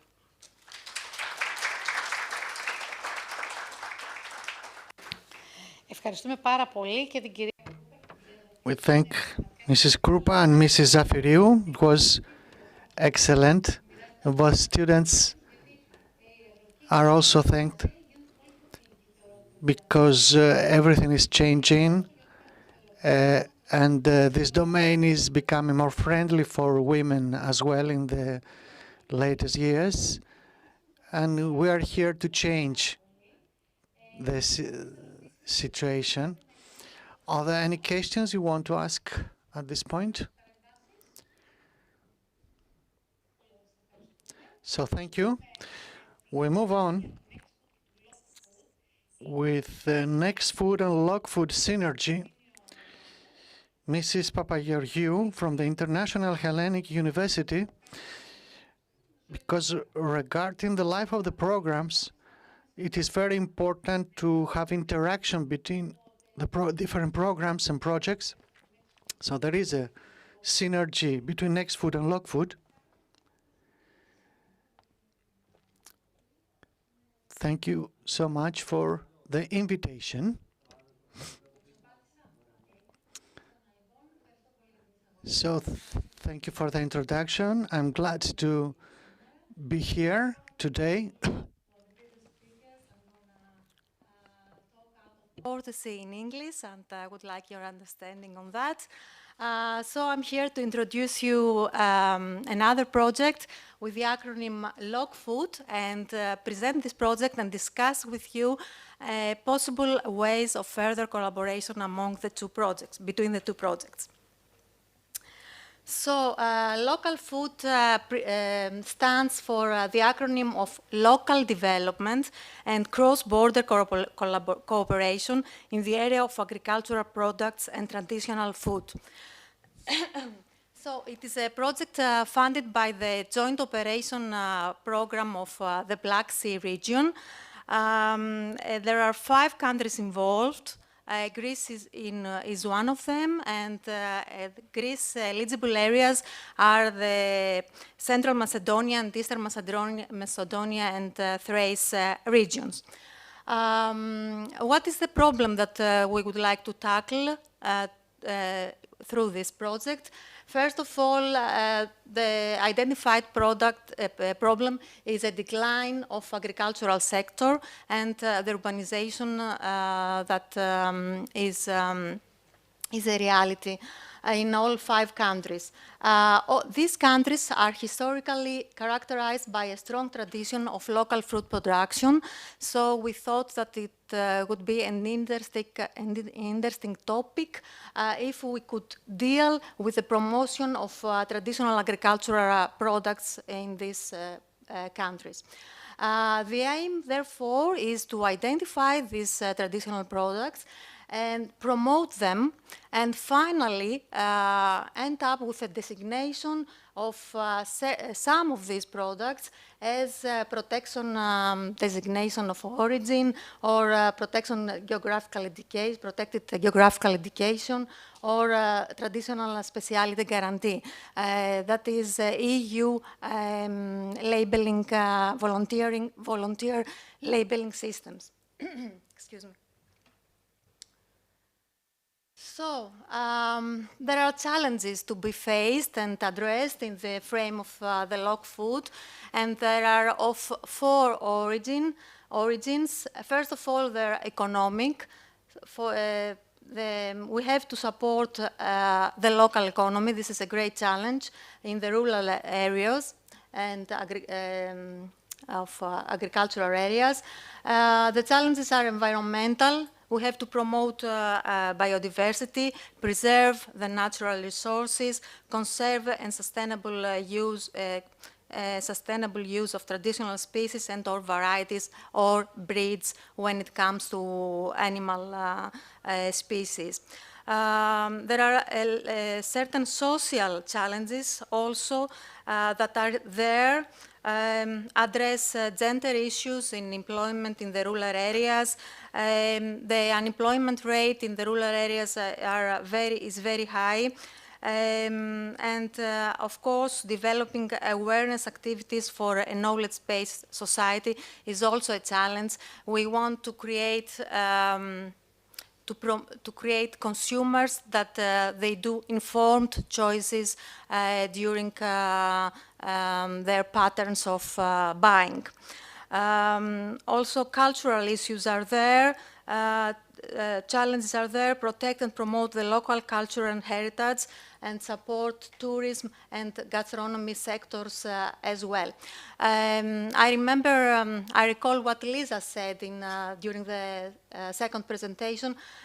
She referred that it is very hard to assign certain challenges to under restricted groups. For example, when I look at the social challenges, it can be also moved to economic ones, like the ones addressing unemployment rates and so on.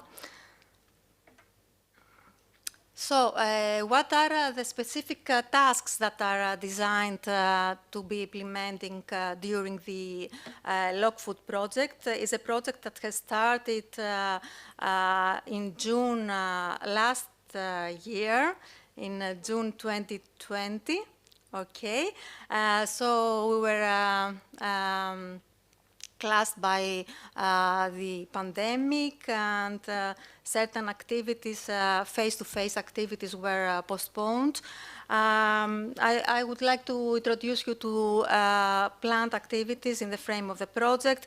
We have to create a database, a public database accessible by the general public and also tourists of the eligible areas, a database of high-quality local traditional foods, submit selected foods for inclusion in the EU geographical indication schemes, increase awareness of local food specialities by producing food guides to the region and encouraging culinary tourism, help local producers, local authorities, and agricultural associations operating more efficiently by analyzing the current situation in the market and also the legislative environment, and reporting on the best practices from other parts of the EU. Also report on the procedures for obtaining EU geographical indication certification and organize training events and seminars while producing informative literature. So what we expect to achieve is the promotion of traditional local agro-food products in the participating countries, enhance the portfolio of designated products of origin, establish common marketing strategies and regional structures aiming at increasing visibility of local food products, both at local, regional, and international levels, and also development and strengthening of the social status and the cultural identity of small producers, food processors, women cooperatives, and so on, all the bodies involved.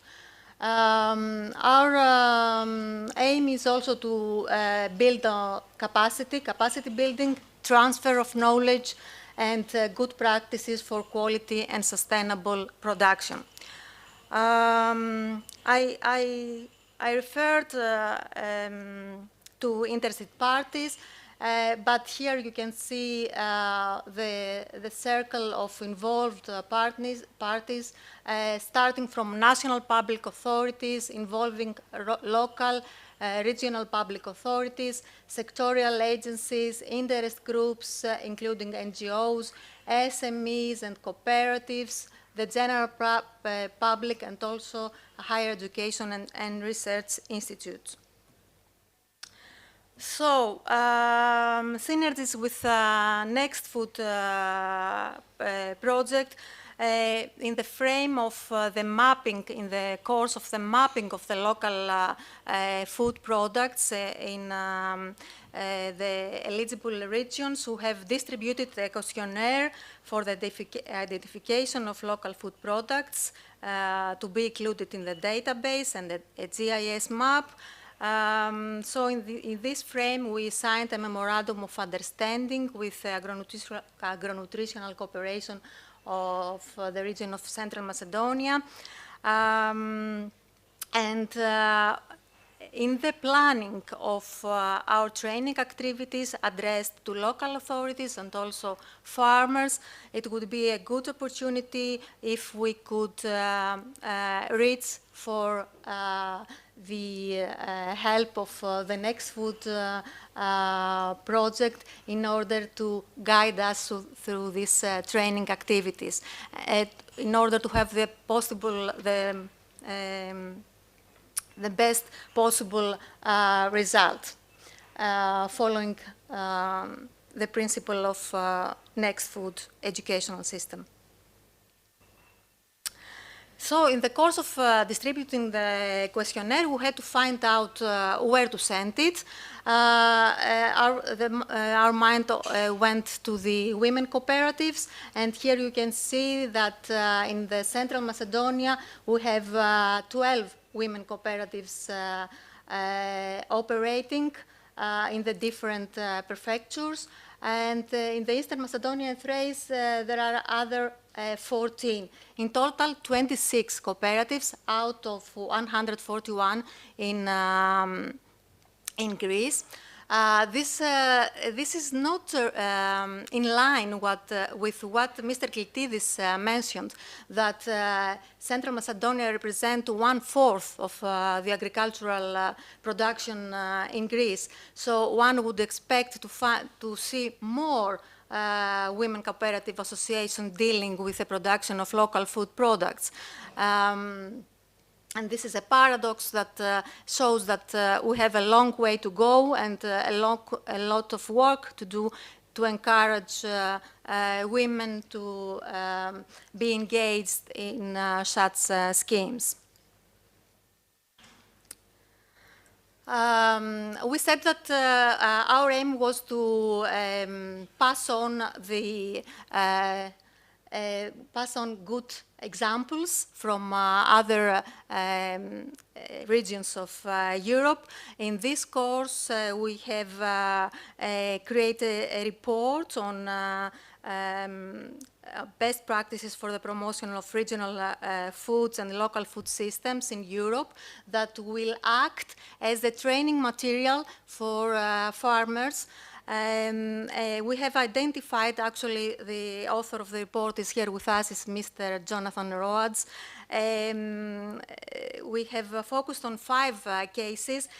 Comte cheese of France, Parmigiano Reggiano cheese in Italy, Val di Non apples of Italy, the Garfagnana Valley localized agri-food system in Italy, and diversified olive farming in Spain. As you see, all the good examples come from Mediterranean countries and countries that are well advanced in the promotion and the marketing, in the awareness of their consumers for good quality local foods.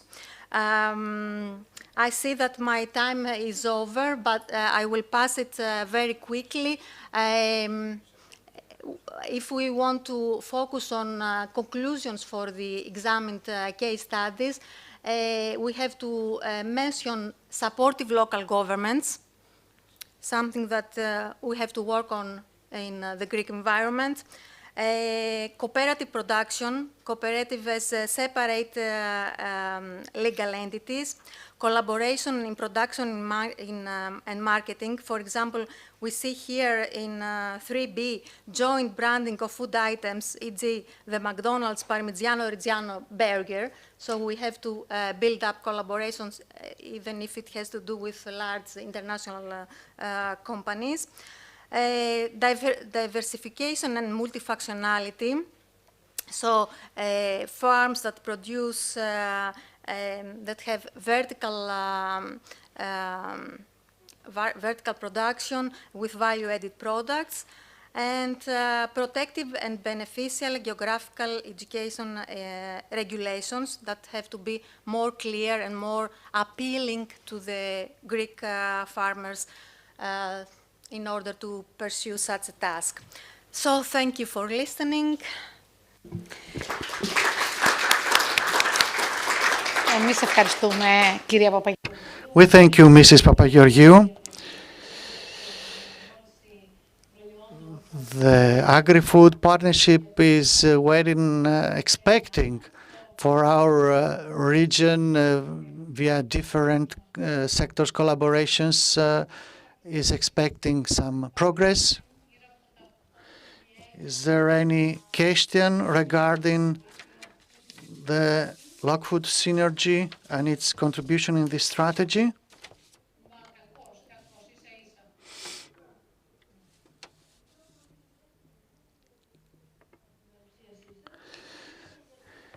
You spoke about women cooperatives.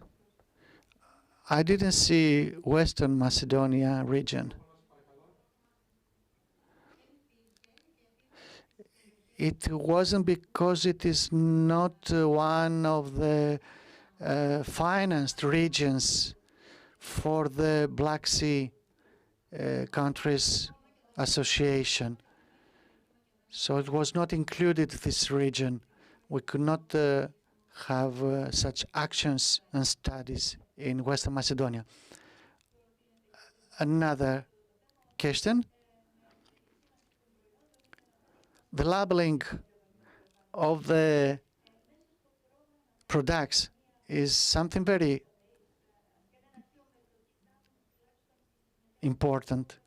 Will there be, during the courses, you implement any instructions regarding this theme? Every country has a database where will be recorded the different local products of high quality that are recognized within the frame of this questionnaire. For these products, we will gather more information, the procedure of production, and all this will enter a database that we hope to work on after the project as well. And it will be administered by the Ministry of Interior, the Department of the Central Macedonia and Thrace. And then we will speak about the continuation of these projects and after their end.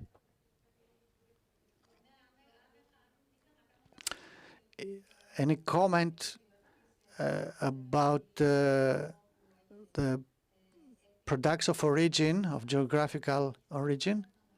It is important for all us to know that there is a huge gap in the recognition of these products of special traditional character. The Italians managed to record pizza napolitana in these special traditional products. In Greece there are so many, but and I consider that it is a chance to move on this direction. There was an attempt with gyros, considering that gyros to be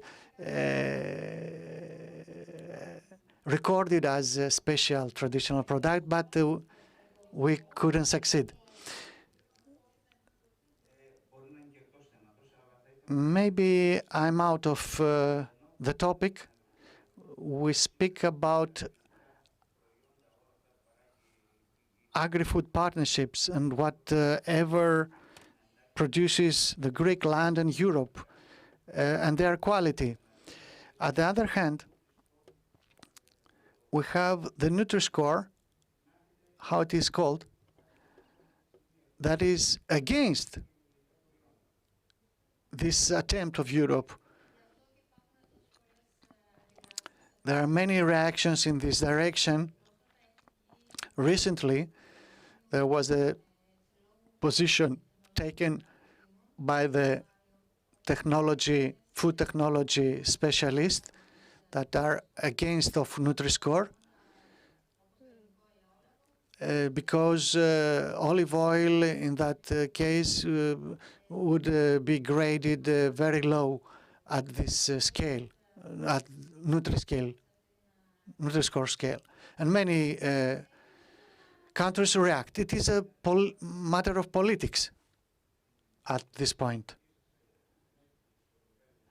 With your interaction with your colleagues from Europe, I think that we should have a feedback regarding this, their positions. If you enter the site of the food technology specialist, you will see more details about this. Thank you. Me too. Thanks to Mrs. Papageorgiou. We have a problem regarding, in Macedonia, regarding the products of origin. There are very, very few products, very few. While at the same time, Creta, there is a kind of cannibalism between products from next by neighboring villages, and we cannot have data about the quantities and the real added value when in a region of a radius of 10 kilometers we have 20 labels of products of origin. I will continue with another synergy, next food and smart farming.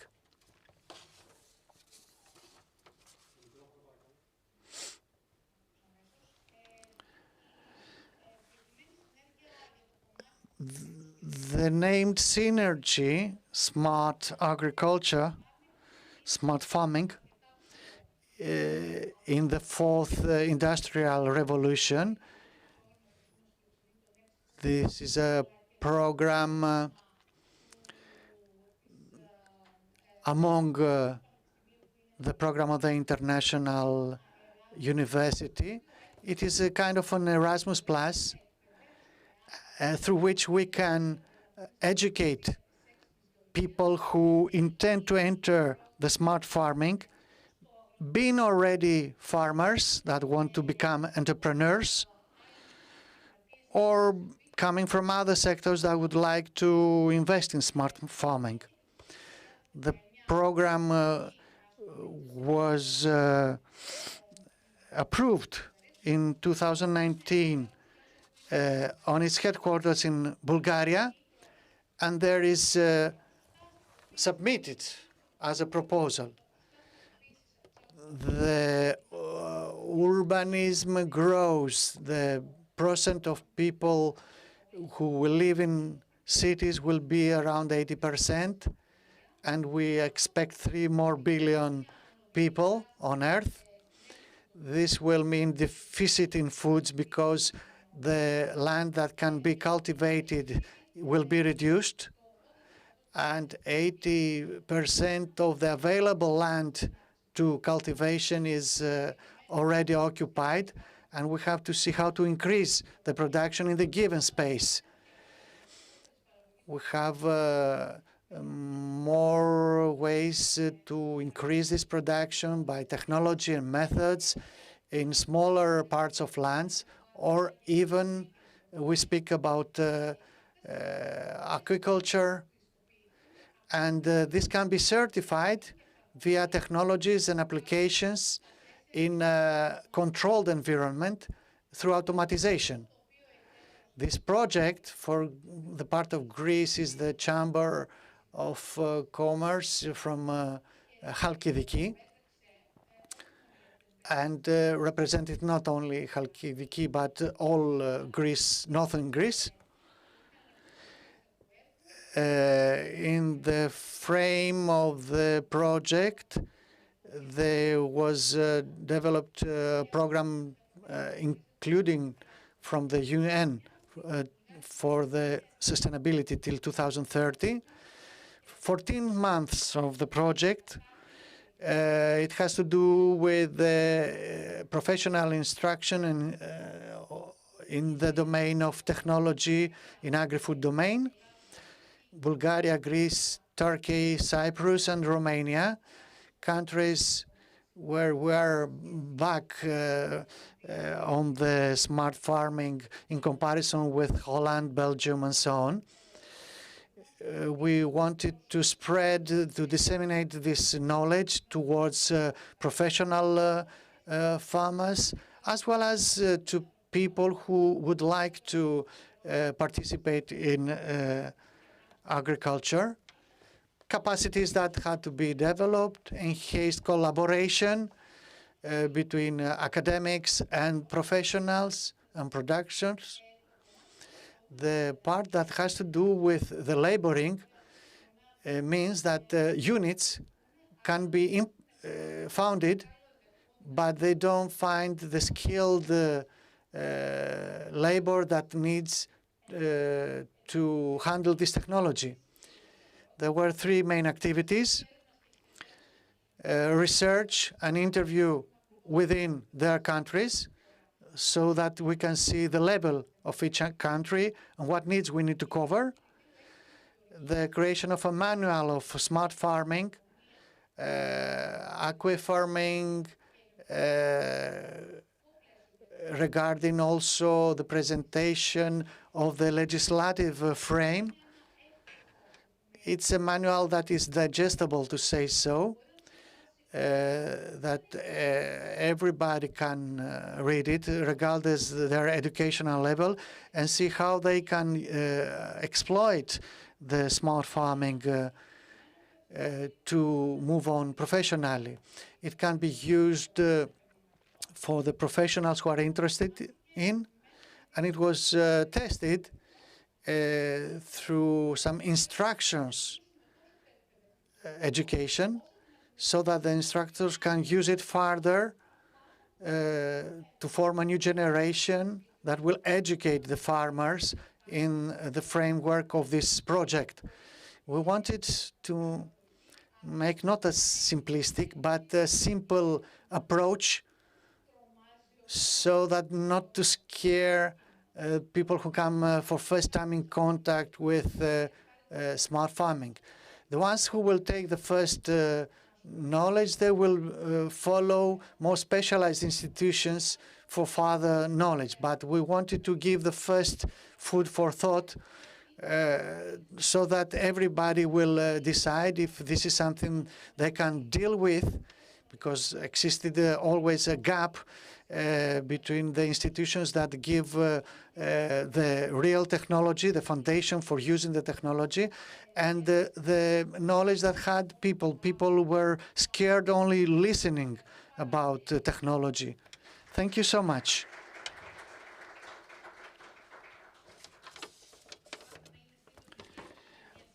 I tried to be brief.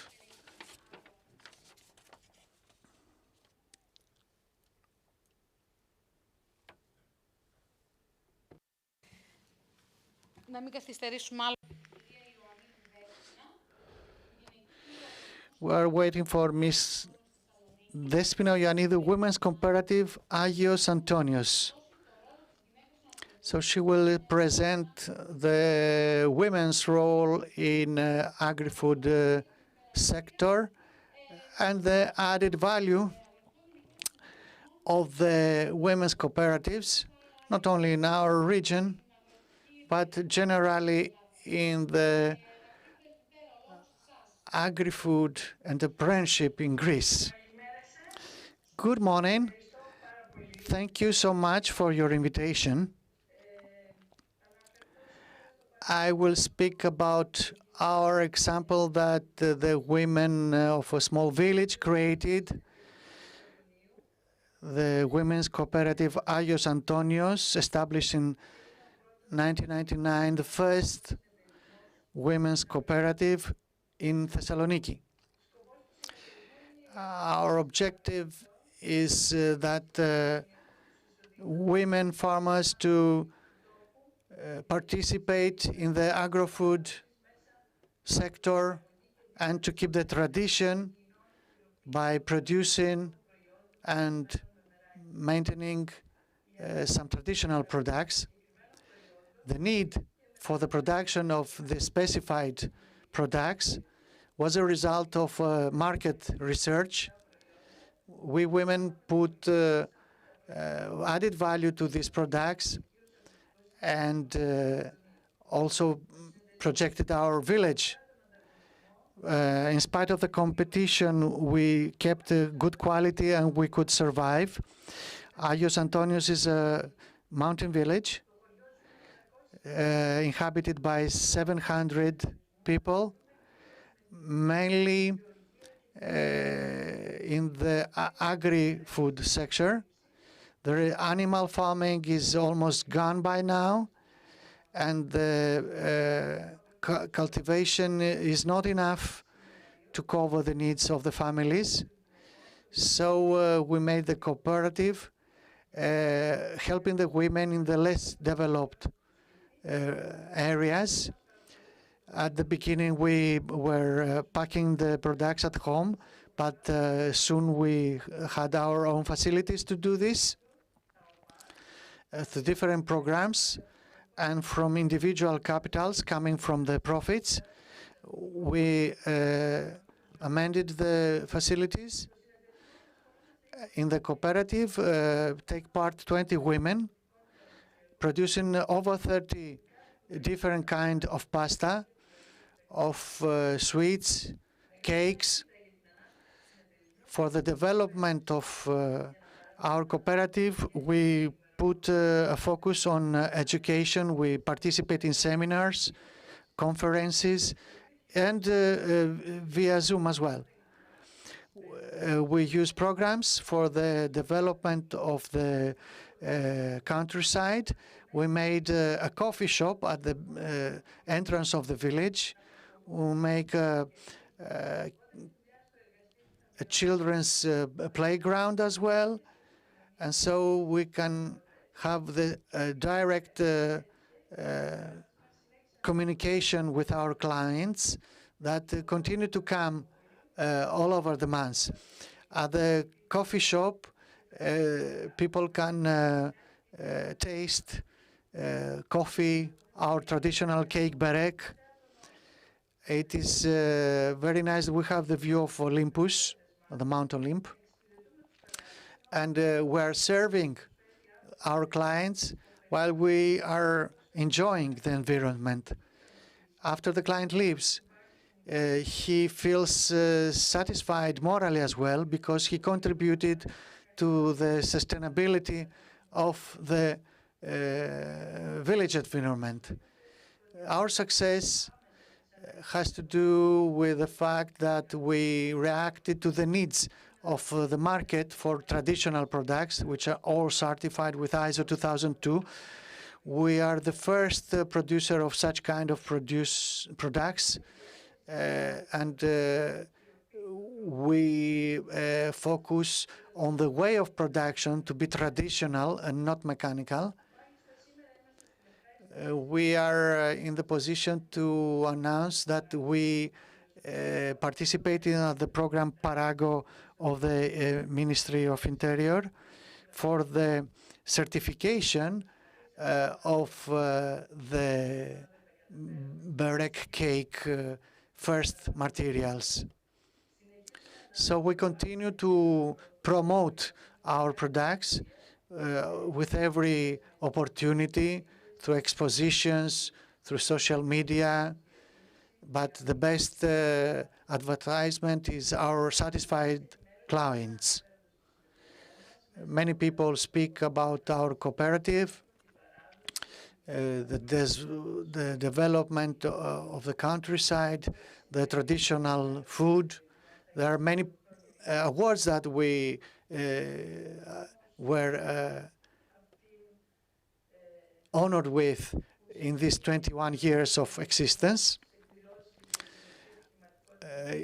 In Brussels, for example, in an event about women's entrepreneurship in 2012, and in 2013, in a time of crisis, we were awarded by the President of Hellenic Republic as a good example. We function, we operate in continuity the laboratory where we train new women, farmers, and we accepted before COVID schools to visit us. A small farm and a friend.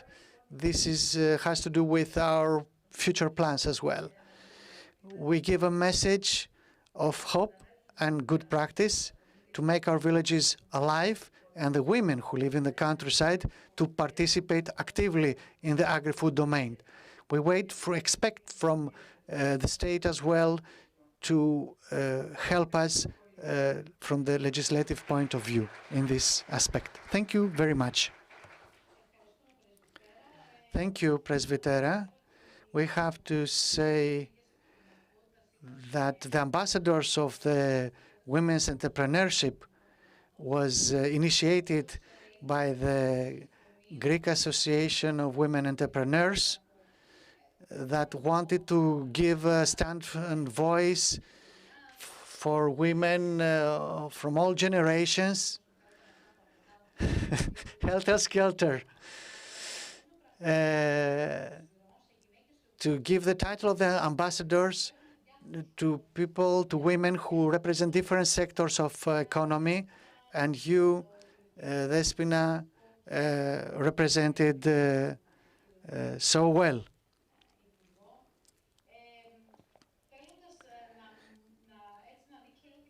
Wanted to open the discussion. Would you like to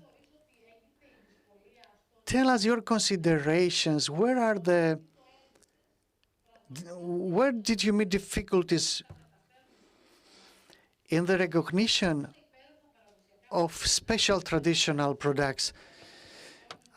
I did a brainstorming with Mr. Kiltidis here, and we were ready to fill a whole volume of such products, but we didn't manage to certify any of these special traditional products.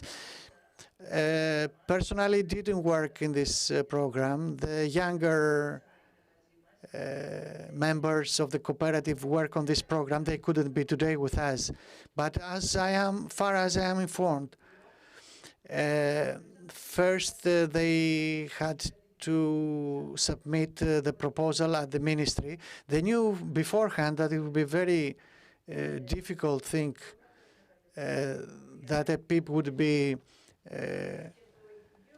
approved, and the ministry proposed that we should shift to geographical index origin.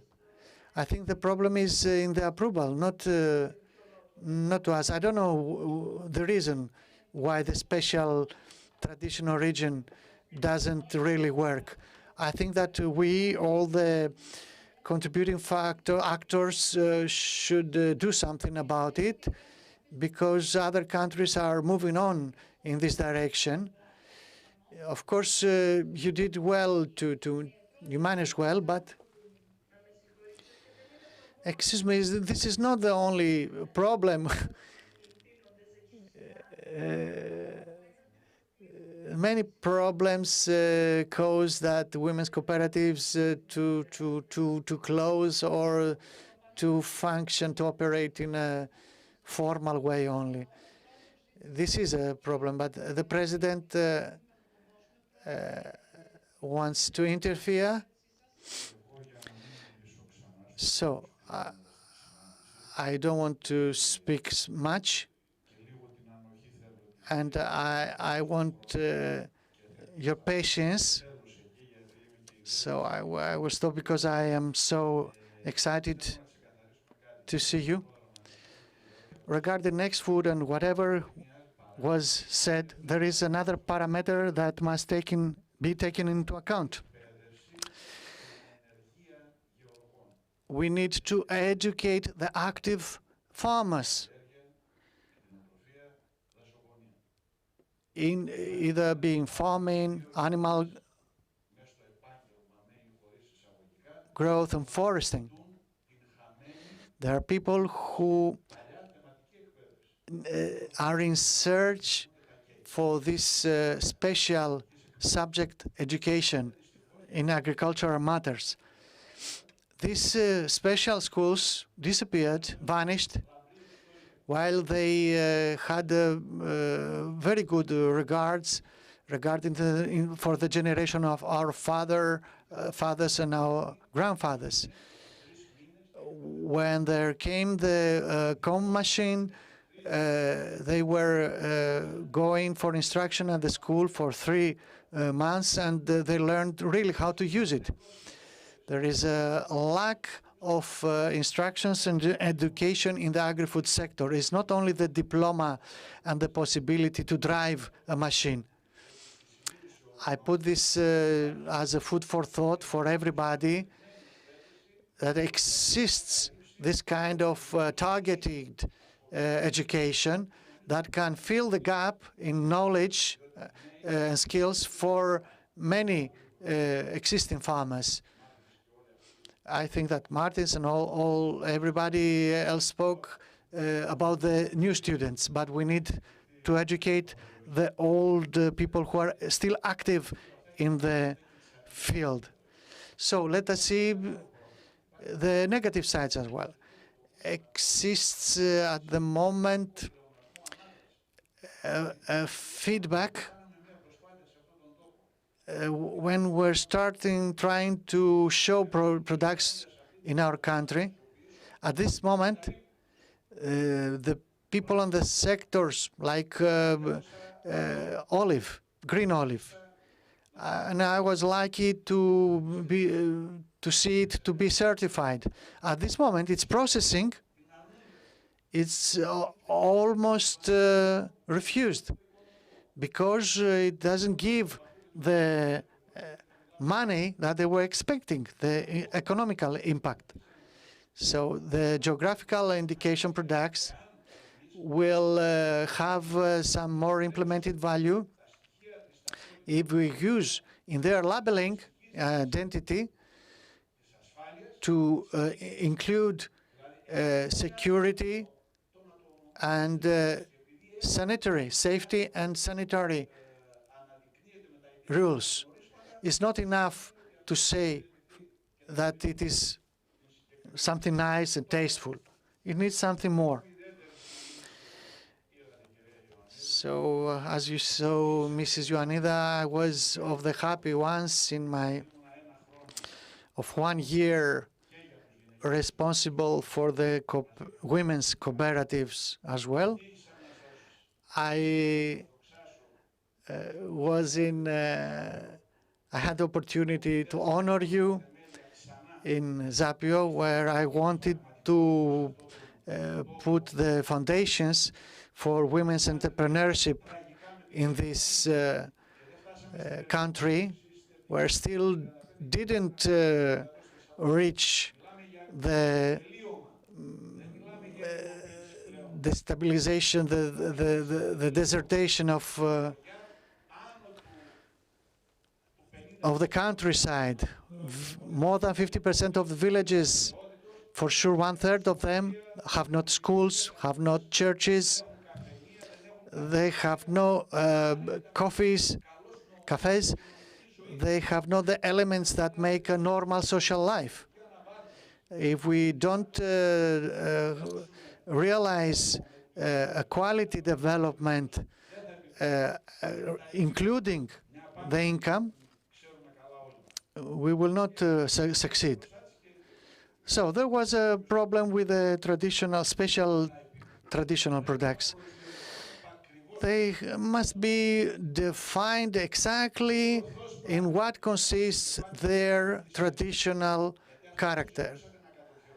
You wanted to go with a traditional product, we say berek, for example. It comes from other regions as well. Somebody else would come over and would ask for it. Of course, these things are known in the European Union. The same with gyros. We have to go on a very specific product and in order to promote it. And I think we will succeed with Log Food to show at least, to evidentiate and promote at least one product that will be absolutely identified as a traditional for a very certain region and so on.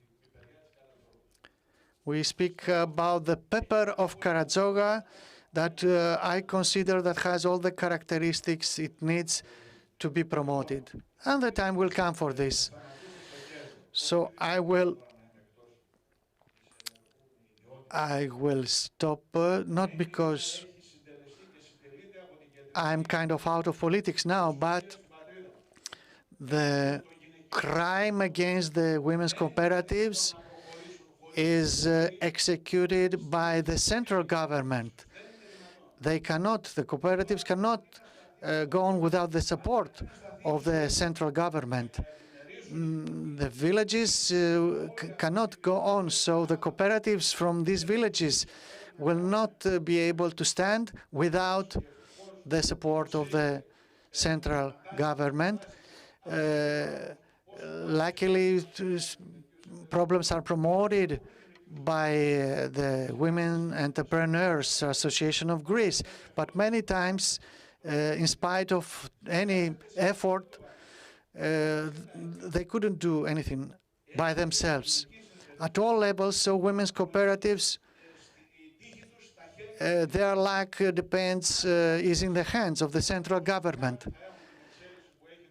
Of course, some of you will be exception, but generally it is necessary, like in places like where I come from, the cooperatives had to give up and sell to their units to companies, big companies.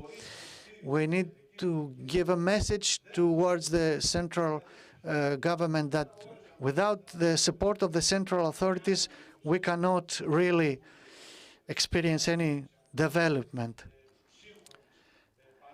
Next food is an interference in a modern way of in the agricultural sector.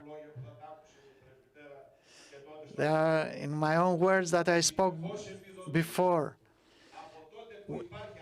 it is subvented. Always agriculture is subvented since historical times, not just in the benefit of the producers in the primary sector, but because what you spend, it means that it remains outside more than 80%. These are conclusions from the different universities as well. I give you my congratulations. I felt very nice to see Mrs. Ioannidou for her efforts, and be sure that the Agri-Food Partnership, which is a nice title,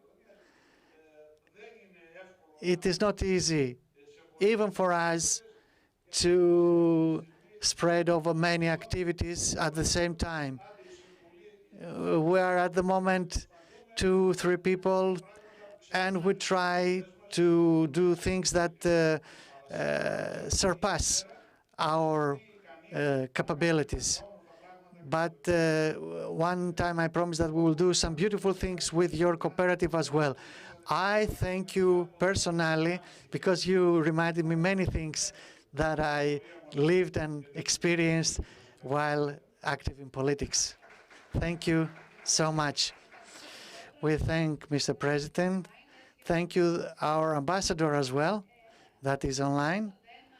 From the 141 cooperatives, women cooperatives, at the moment, only 30 to 40 are operative right now. We did a study in 2005, trying to see then back to help them to export. From only 5 cooperatives were back then ready to send samples for export.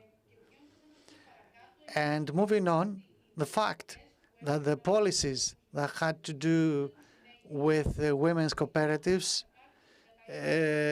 are not consistent, so they start something, they stop, and it is unacceptable for the countryside. So I thank you very much.